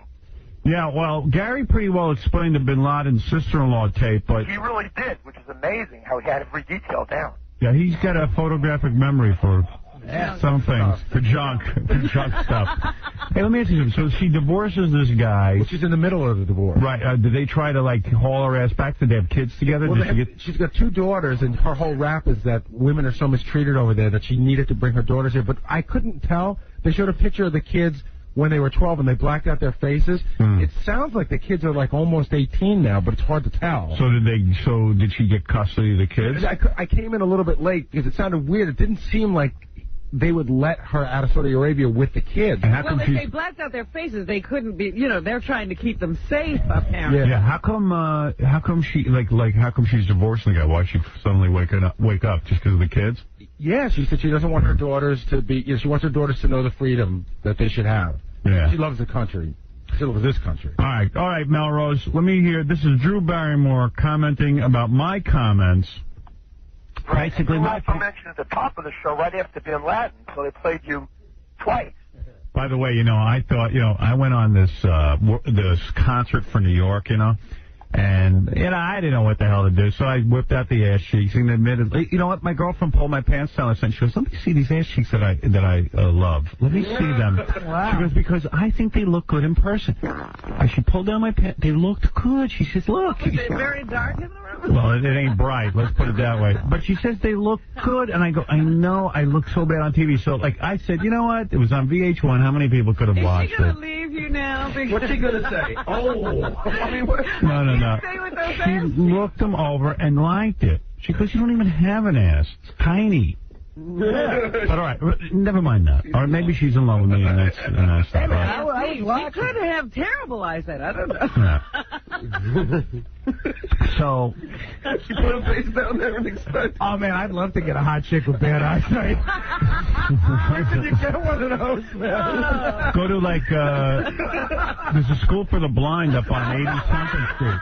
That's where I meet them. It's gonna be cruising around. So anyway, I figured, well, this thing's gonna disappear. You know, it was on VH1. They'll run it a couple of times, but nobody watches VH1 anyway. Nobody I know. And then you know, it'll go away. I see an ad yesterday on TV. CBS Television's airing it Friday night. Oh, you're kidding. The concert for New York. Wow. Howard Stern's ass for New York. So I don't know. I guess they're going to show it again. But I look really angry on it. I do. I look like an angry guy, don't I, when I start screaming about Drew Barrymore and Rosie O'Donnell. It's not that you look so angry. It's just there wasn't anybody that came up that had anything negative to say in any way. Well, Giuliani came down on people fleeing the city and not supporting New York right now. And that cop said, you know, Osama bin Laden, come get me. No, I'm saying the cop. You know what? The cop said, "Hey, Osama bin Laden, come kiss my ass." I don't know. Well, you know what? I decided when I wrote my speech that I'm going to make a statement that I believe in. So screw everyone. I'm not going to be all politically correct. Quite frankly, you know, you have the kind of anger you wish the president would get. I know. I'm a madman. Every cop and fireman came up to me and said, "Thank God for you." Of course. Because you're right. Why is everybody fleeing? So anyway, I'm ready whenever you are, Howard. Hold on. I'm laying in bed last night, and I'm like watching TV, and I go, "Oh no, my ass is going to be on CBS television." Don't they have to put little dots over that? No, I don't cover you out or something? They'll probably make you run after 10 o'clock, which is a safe harbor. No, they have to tile that out. I'm going to call Les Moonves. That's obscene. I'm going to be like, "Les, please, cover my ass." I'm calling the FCC on these guys. I thought you were great, man. I didn't know you were coming out. No, everybody dug it. It's just because at least I had something to say. Everybody was just like doing these blah speeches. You know, I wonder if Richard Gere was backstage and if he saw what he thought. I would love to know. Someone Einziger can describe President Clinton looking at me while I was on. Really? Is Einziger here? I think Einziger retired. I don't even think he works anymore. Yeah, I mean, because really, what does he do? He gives all the work to Robin Rosinski. So, I mean, don't think I don't know what's going on. Oh, he's planning a wedding, a career change. Don't ask. A career change? Who knows? Actually, apparently, there's a big birthday party that he's working on. Yeah, he's working on his own birthday party. Oh, my goodness. Yeah, we're all getting together for Scott's birthday party.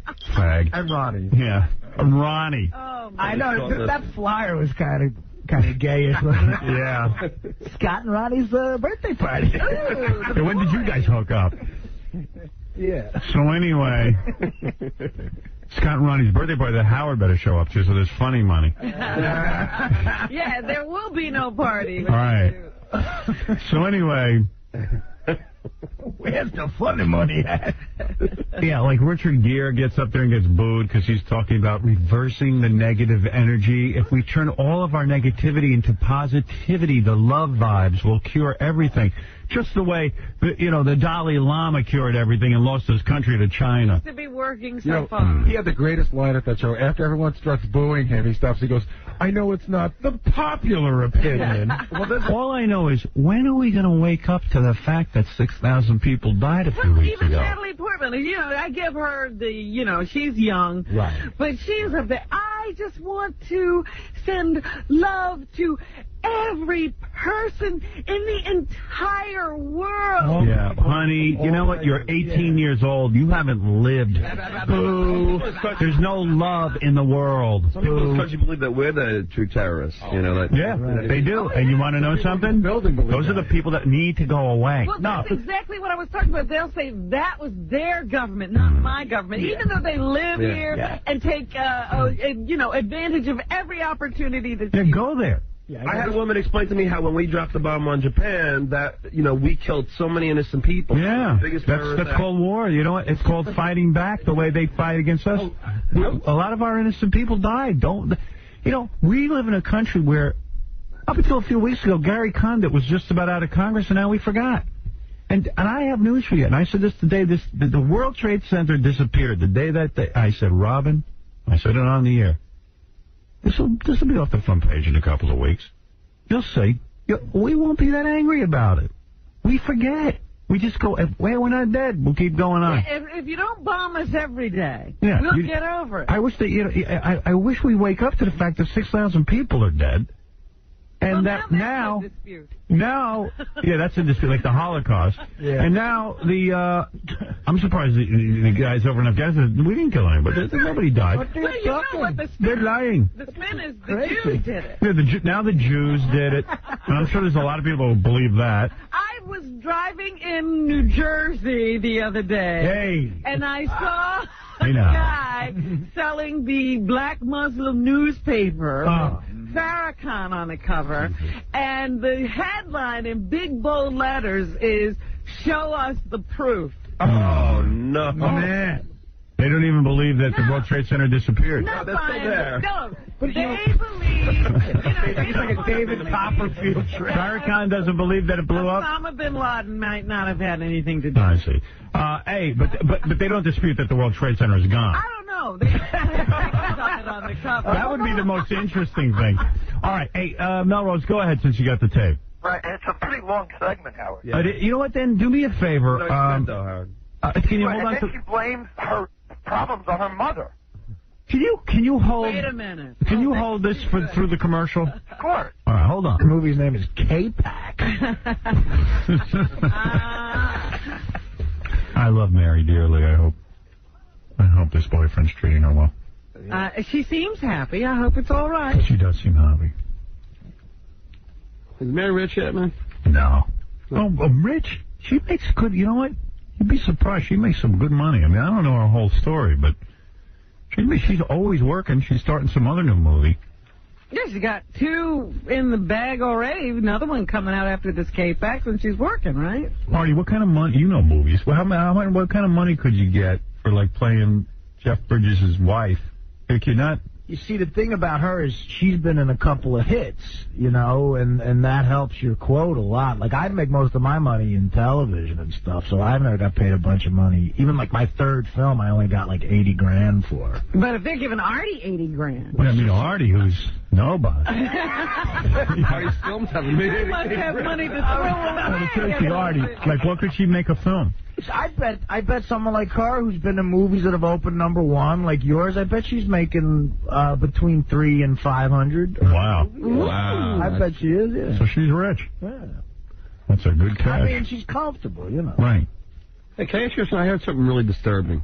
Please. All the money that's going to the Red Cross, do you know that like they use a lot of it to like upgrade their phone systems? Have you heard about this?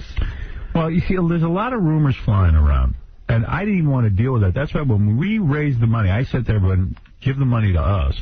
Because we gave it to a fund that Rudy Giuliani administers. And that money, there's no administrative cost.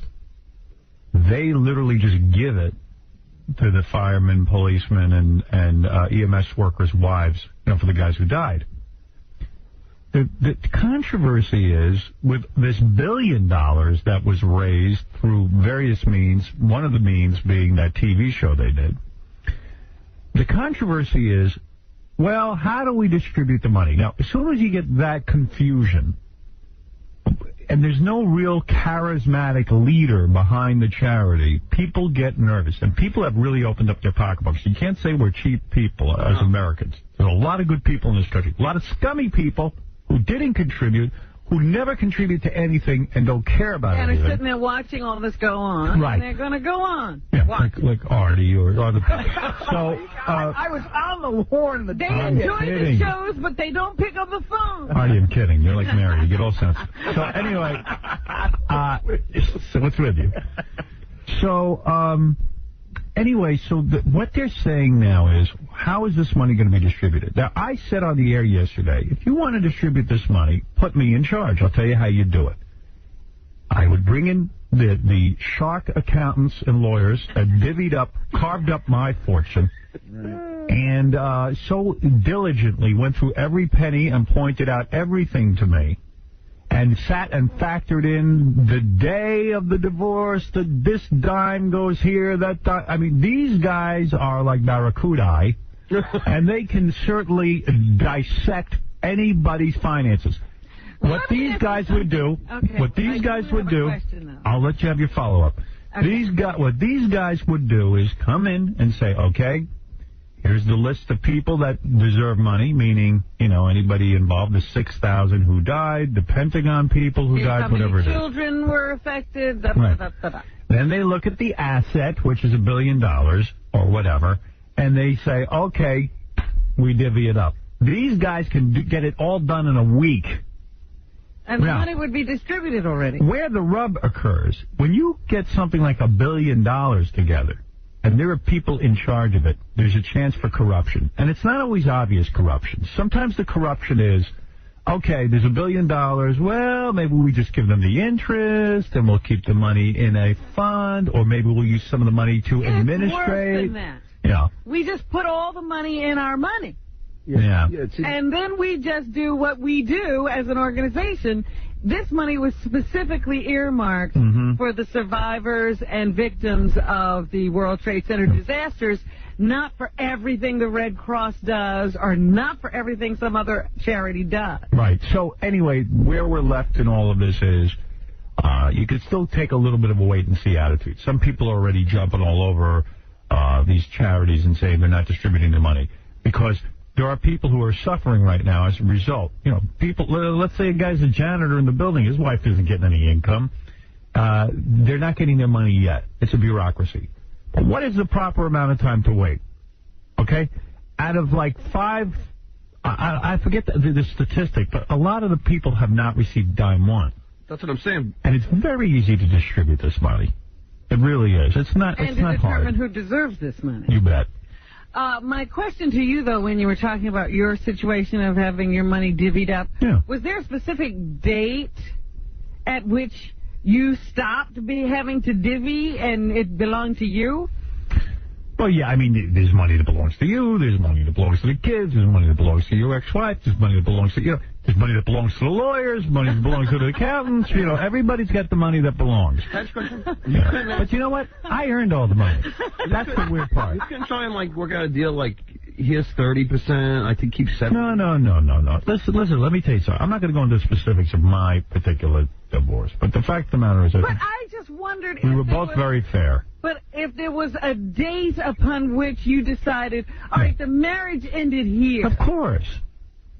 And so from there back, everything is, That's all right. What happened in the future? Do you still have to do that? I'm not going to talk the specifics of my divorce. In fact, it's not even appropriate. I was also thinking about Jerry Seinfeld the other day. Because, this comes up periodically. I can't wait till he has to split up his But that's what I want to ask you. He made all of his money it's very clear. He made all of his money. He has a prenuptial agreement. Before her. Yeah, he has a prenup. Even if he didn't have. Yeah. He made all the money before her. Doesn't matter. No? No. But if he has a prenup, it matters. He probably worked in if they have kids, how much the kids get, how much, he worked that a whole ahead of time. All ahead of time. And then the wife goes, I didn't do what I was signing. And then they go to court. But I want the whole thing. If you're with your girlfriend for 8 years, right? Isn't then she entitled to something? No, not if you don't live not if you don't live together. I mean, if you live together, there's a common law marriage. Mike, go ahead. You're on the air. Hey, Howard, how you doing, What's man? up? Oh, dude, what a way to end the week. Slamming show, SDP rocks. I've seen them twice. These guys kick some serious ass. Yeah, they're great guys. Just want to tell you, phenomenal show, man. Thanks. What a way to end the week. Yeah, we had a great time today. It was a fun show. Ed, you're on the air. Hello, Howard. Yes. How you doing? Yeah. Yeah, I just want the SDP was awesome. Yes, they sounded great. Yeah, you remember that old German group that had that song Bon on the Autobahn? Yeah. I think we changed it to Bomb, the Taliban. Not bad. Bomb, with the Taliban. Yeah, it would work, right? Yeah, not bad. All right. Get right on that and send it to me. No. Alexandria, you're on. Hey, Howard. Hi, how are you? Hi, how are you? I'm from Miami. Hey, Robin. Hi. Artie, you're such a dork, but you crack me up. I have to thank you for every time you put Stone Temple Pilots on. Yeah, they're great. They're fantastic, and they're the only bands from the early 90s that are still around. Yep. They're reinventing themselves. That John Lennon show was amazing. Yeah, they're just really great musicians. And to hear them go off like that on Led Zeppelin, it was incredible. Hey, because you know what? Sometimes I'm sitting here and these guys do a sound check, for us. And they start playing all these cool old songs, Yeah, they're relaxed. They're not even thinking about it. Yeah, and I go... That's the way they unwind. And I get really upset. I go, gee, I wish the audience could hear what they're doing right now. So that was nice of them to do that. Yeah. Thank you very much. Every time you put them on, I always call we have like a chain of commands that we all call and put Howard on, they're on, We're big fans, and we thank you very much for every time you put them on there. It's always hard to put musicians on sometimes because some of them aren't all that interesting. But these guys... also, I have to tell you, listen, I don't know them real well, but they just seem like real nice guys. Yeah, Scott Weiland, you have to give him his props. To come from where, to turn around like that takes a lot. Yep, he did it. He did it. I think he's clean. This time I think it worked. Yeah, he seems to. The last couple of visits, he didn't go running back on heroin. Yeah. I used to get worried every time he did the show. I'm happy and for also, him. Howard, I have to tell you, I've been a fan for a long time, and I feel like, we're on a, nice level. I can tell you, every time you, defend yourself, like when you were defending yourself to Jay Barrymore, yeah. People can, see, in through your insecurities, Well, we can't see you, but through your voice, when you have to defend yourself, you should never have to defend yourself. When you say something you meant to, like when you said that statement about people leaving New York, I mean, we all agree with you. You don't have to defend yourself. Well, I'm doing a radio show. I think you want to be in on my thoughts. And when I was on the air listening to Drew Barrymore's response that what I do for a living is just hate people or be mean, I think that she's mistaking honesty for hatred. Exactly. I mean, you don't even have to say that. Well, it's important to say. Why not? Why shouldn't I say? If I didn't say anything, then we wouldn't have a show. So that's why I said, hey, I thanks. just want you to know that you don't even have to defend yourself. Thank you. We know exactly where you're coming from. All right. Thanks, Alexander. Thank you. You have a good day. You too. Bye-bye. Robin, what's in the news? You don't want to get together with Lisa Marie and comfort her now that Tim Burton has thrown her over for Helena Bonham Carter? I've already comforted her. Oh, did you? You didn't tell me. Something you didn't know. Talked to her, huh? Spoken with her, yes. I know. What happened then? I thought they were so in love. Well, she really didn't tell me anything. But what happened is that from what I read in the paper, this is strictly from what I read in the paper, that Tim Burton and her went out for 10 years. That I guess for the last year it disintegrated. He wasn't around that much. She wasn't around that much. Whatever. And they broke up, and obviously it must have happened during the making of the Monkey movie there. Yeah. Because Planet of the Apes. Planet of the Apes. Now, I got to admit, she's got to be freaking out because Tim was a huge part of her life. Tim put her in every one of his movies, and they traveled together. They did everything together.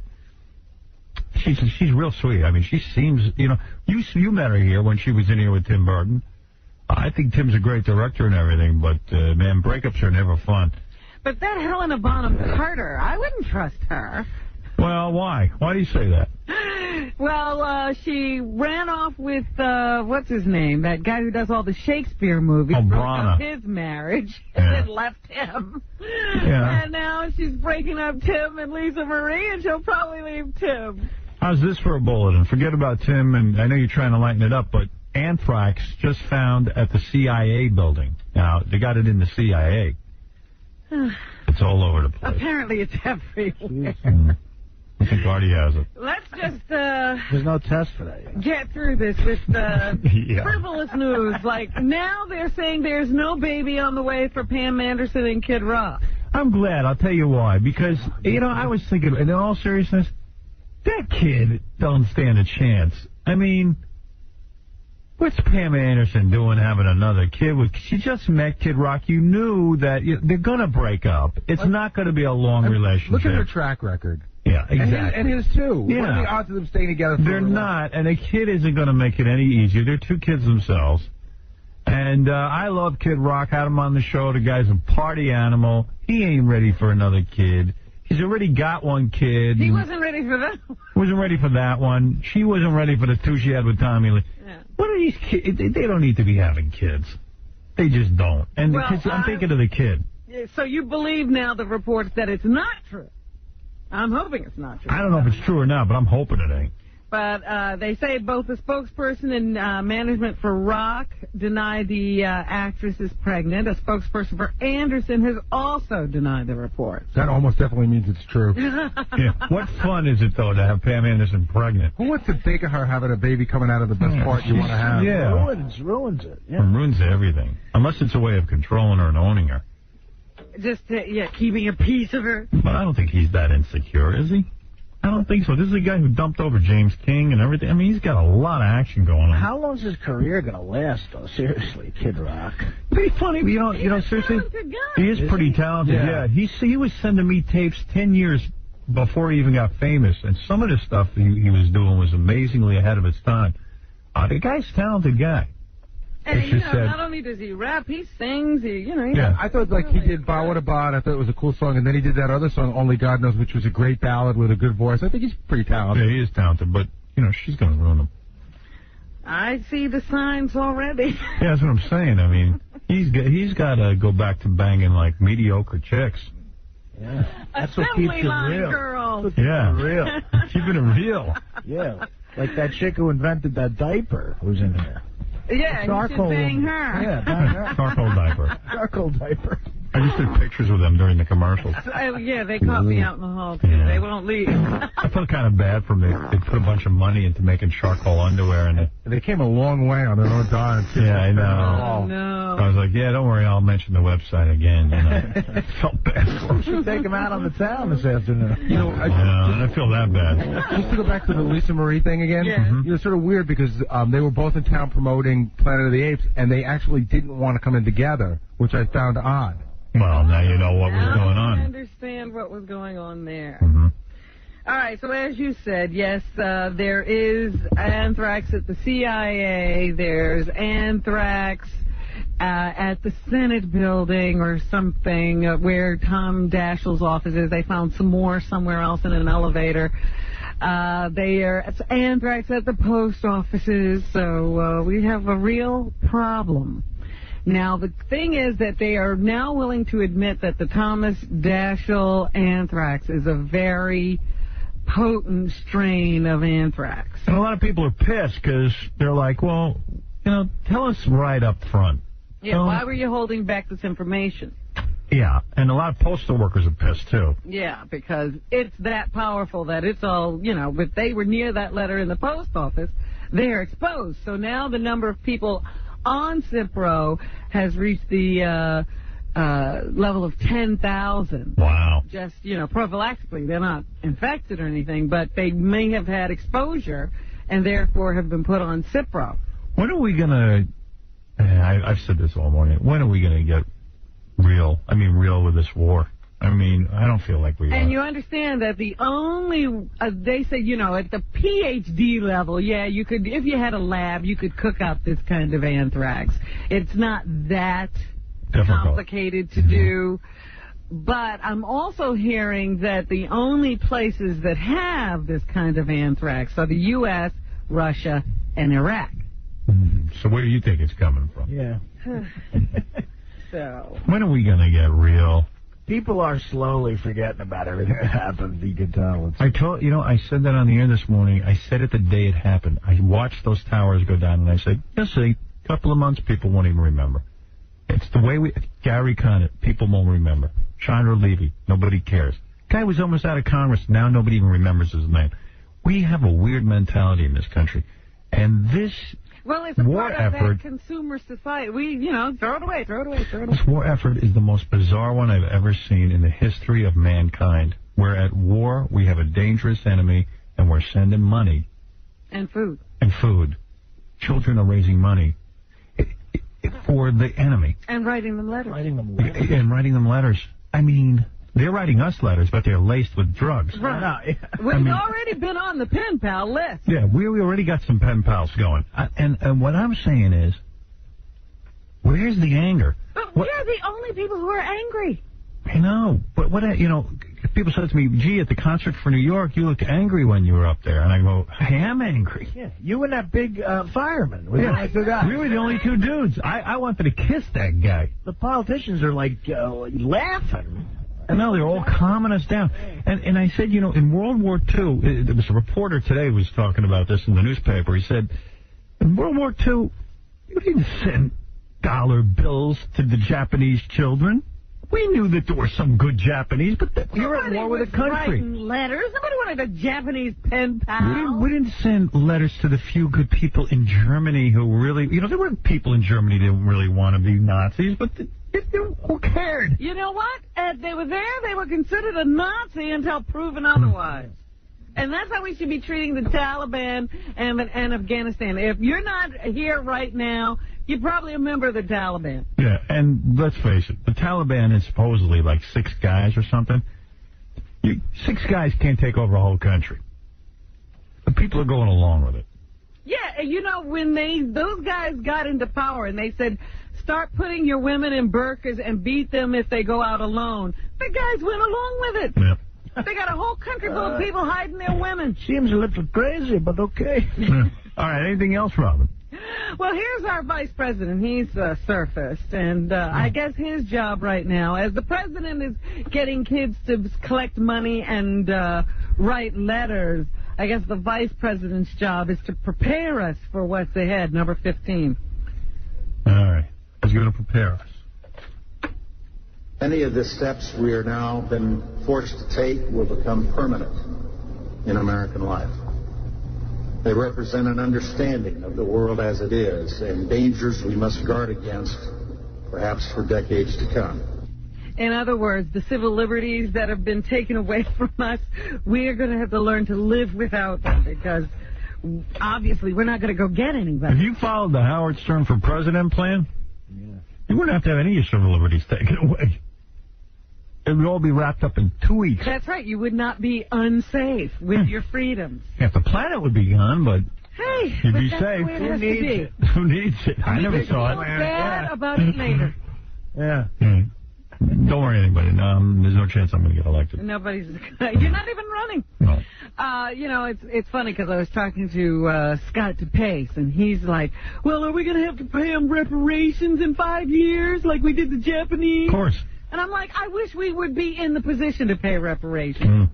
We're not even there. Yeah. The U.S. Defense Secretary, I think somebody lit a fire under him because he was saying the other day that we probably couldn't catch Osama bin Laden.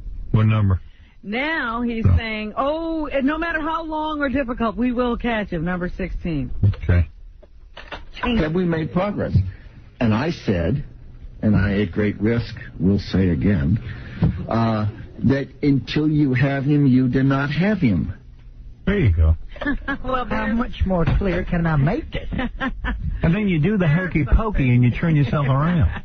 And speaking of Gary Condit, his wife came out and spoke for the first time, and she's still standing by her man. Now there's a whacked out broad. Stop it. Are you out of your Had multiple affairs, and she's like, yeah, I'll stay with him. This is the first time she's come out and spoken publicly since Chandra Levy went missing after her husband admitted having an affair with her. She made her remarks on Wednesday as she accepted a plaque honoring her husband's contributions to the future University of California campus in Merced. So she is standing by him. She believes that I suppose he should stay in Congress as well, and she'll stay in California, and he'll be in Washington, and everything will be just fine. Yeah, as long as he stays in Washington, she's in California, everything will be fine. It's easy to stand by him. That is a strong, dumb woman. Yeah. We need more strong, dumb women. Dumb women. See, she's a good role model. Yeah. We like them strong. Honey, I've been cheating on you for 15 years, and I've had multiple affairs. I'll stand by you. Okay, baby. Yeah. Thank you. And the kids, you know, I'm proud of my father. That's a whole dumb family. Don't say you're proud. Honey, when you're done with your affair, dinner's ready. Yeah, dinner will be on the table. Yeah. Meanwhile, they say that the air quality of New York probably is in question as a result of the continuing burning down at the site of the World Trade Center. They say there are many toxins floating in the air, and at Ground Zero there have been tests that show that the level of those toxins have far exceeded the levels considered safe by the federal government. So we're not sure how long it's dangerous to be breathing in that kind of air or what kind of exposure will lead to future problems, but we do have an air quality problem down at Ground Zero and maybe further away than we think. Wow. So we've got anthrax. Yeah, that freaks me out. Bad air, and they see it's also in the water, and, you know, what are we going to do? We'll all be sick. I need charcoal underpants.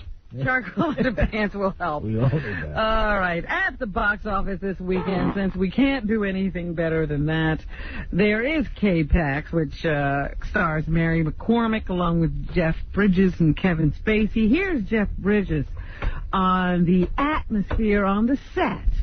There was a lot of, sharing and openness as far as ideas, so if I had an idea for a scene or for Kevin, I'd throw it out, or if I had...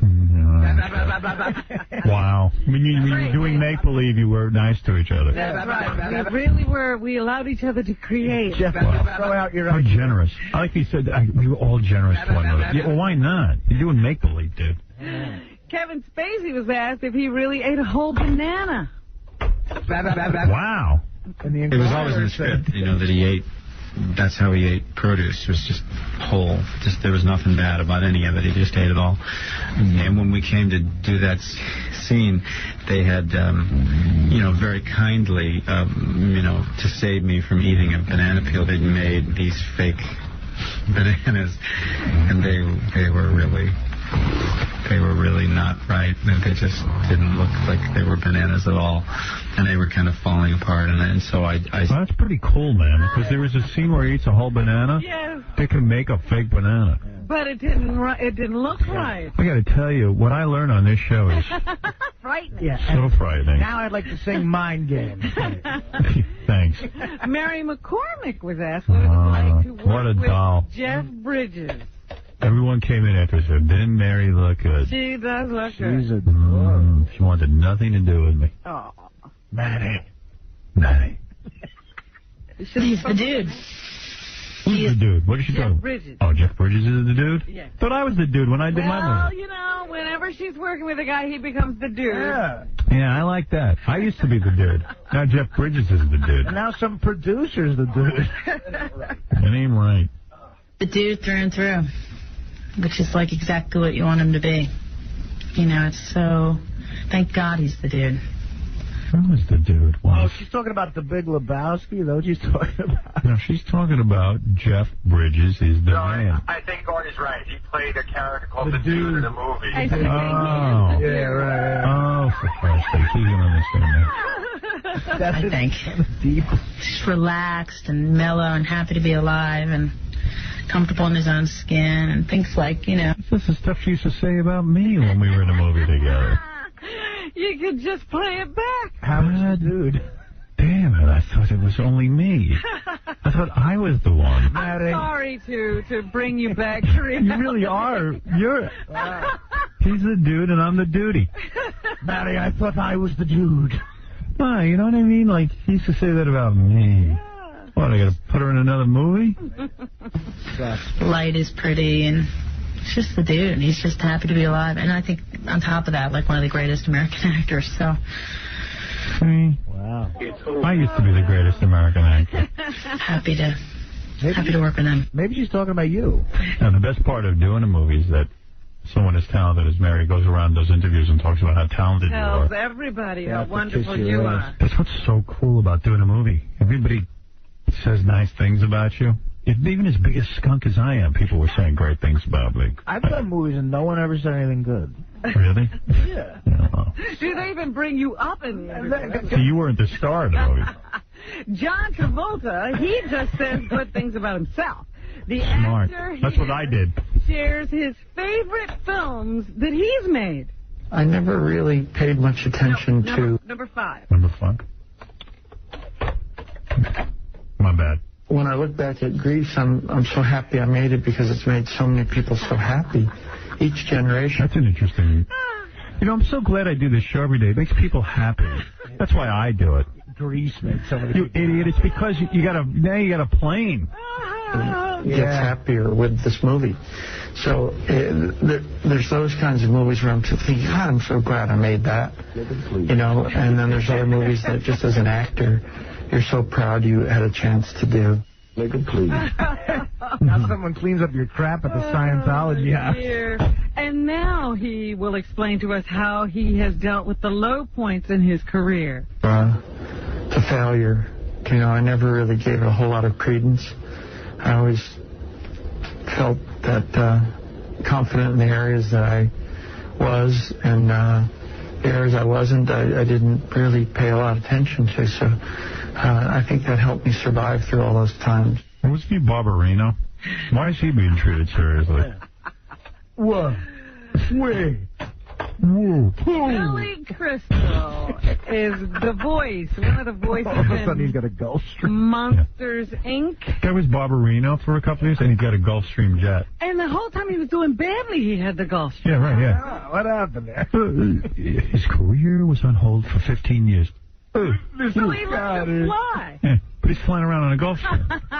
Freddie Boom Boom Washington's a janitor. Anyway, Monsters, Inc. opens on November 2nd. Billy Crystal is one of the voices. Of course, he's doing a lot of publicity. Except here.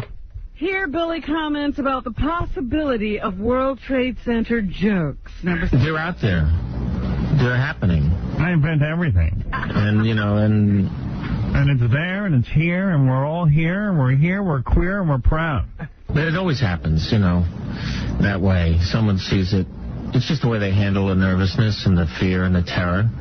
So if you make light of it, it goes away for a second, but it doesn't, you know.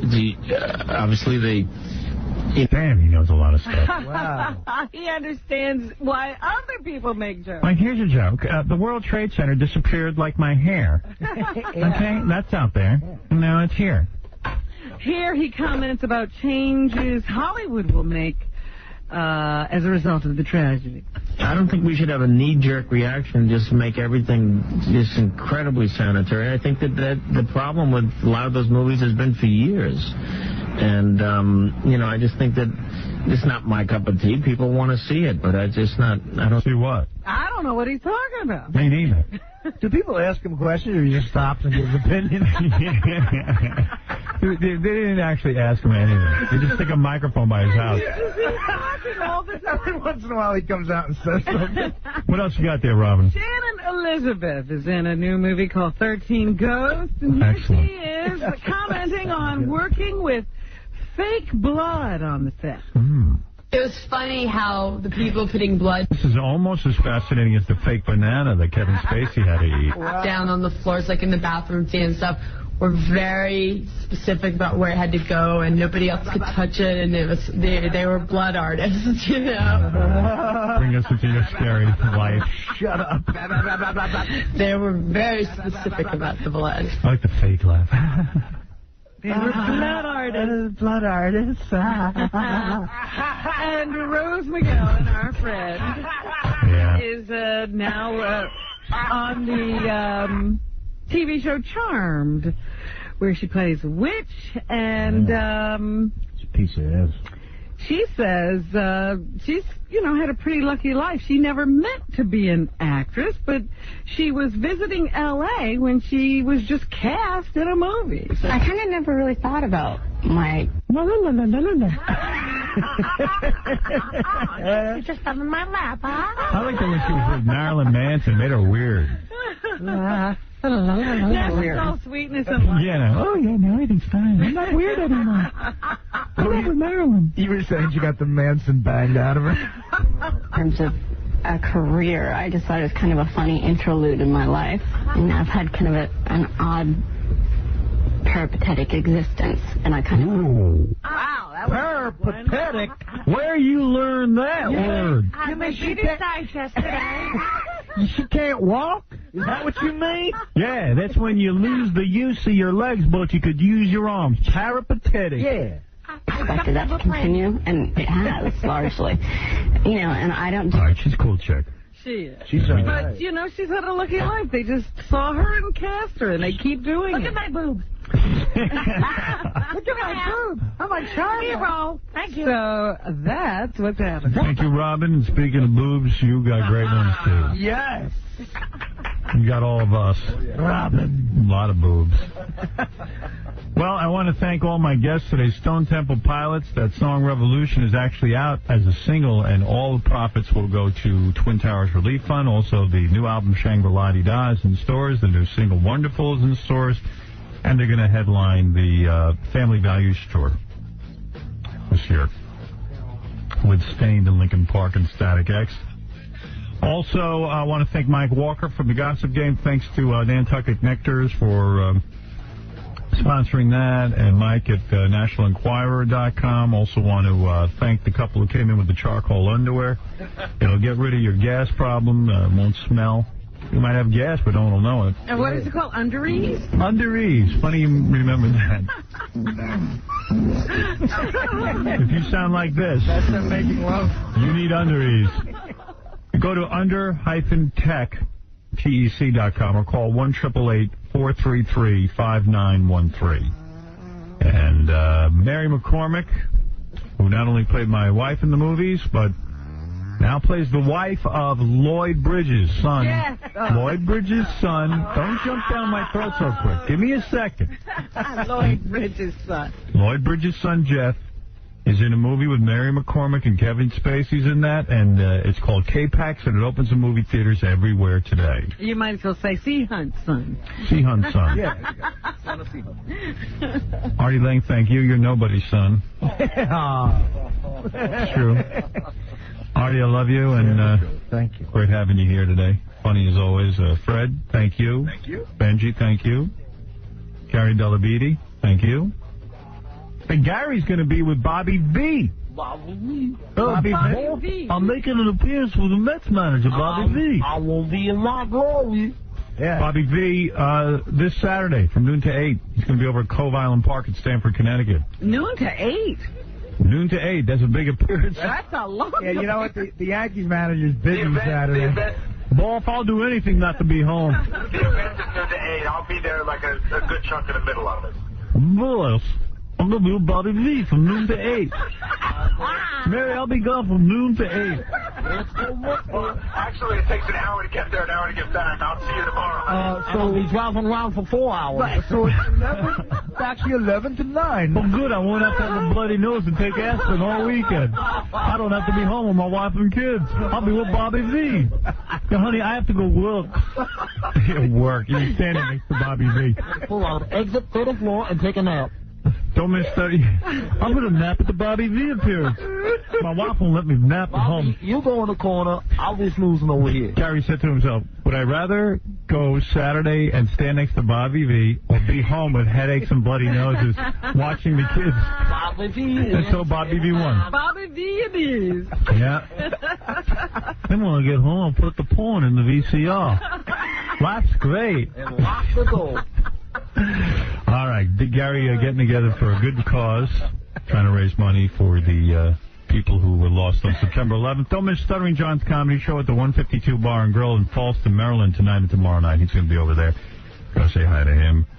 And that's it. All right. Okay, see you Monday.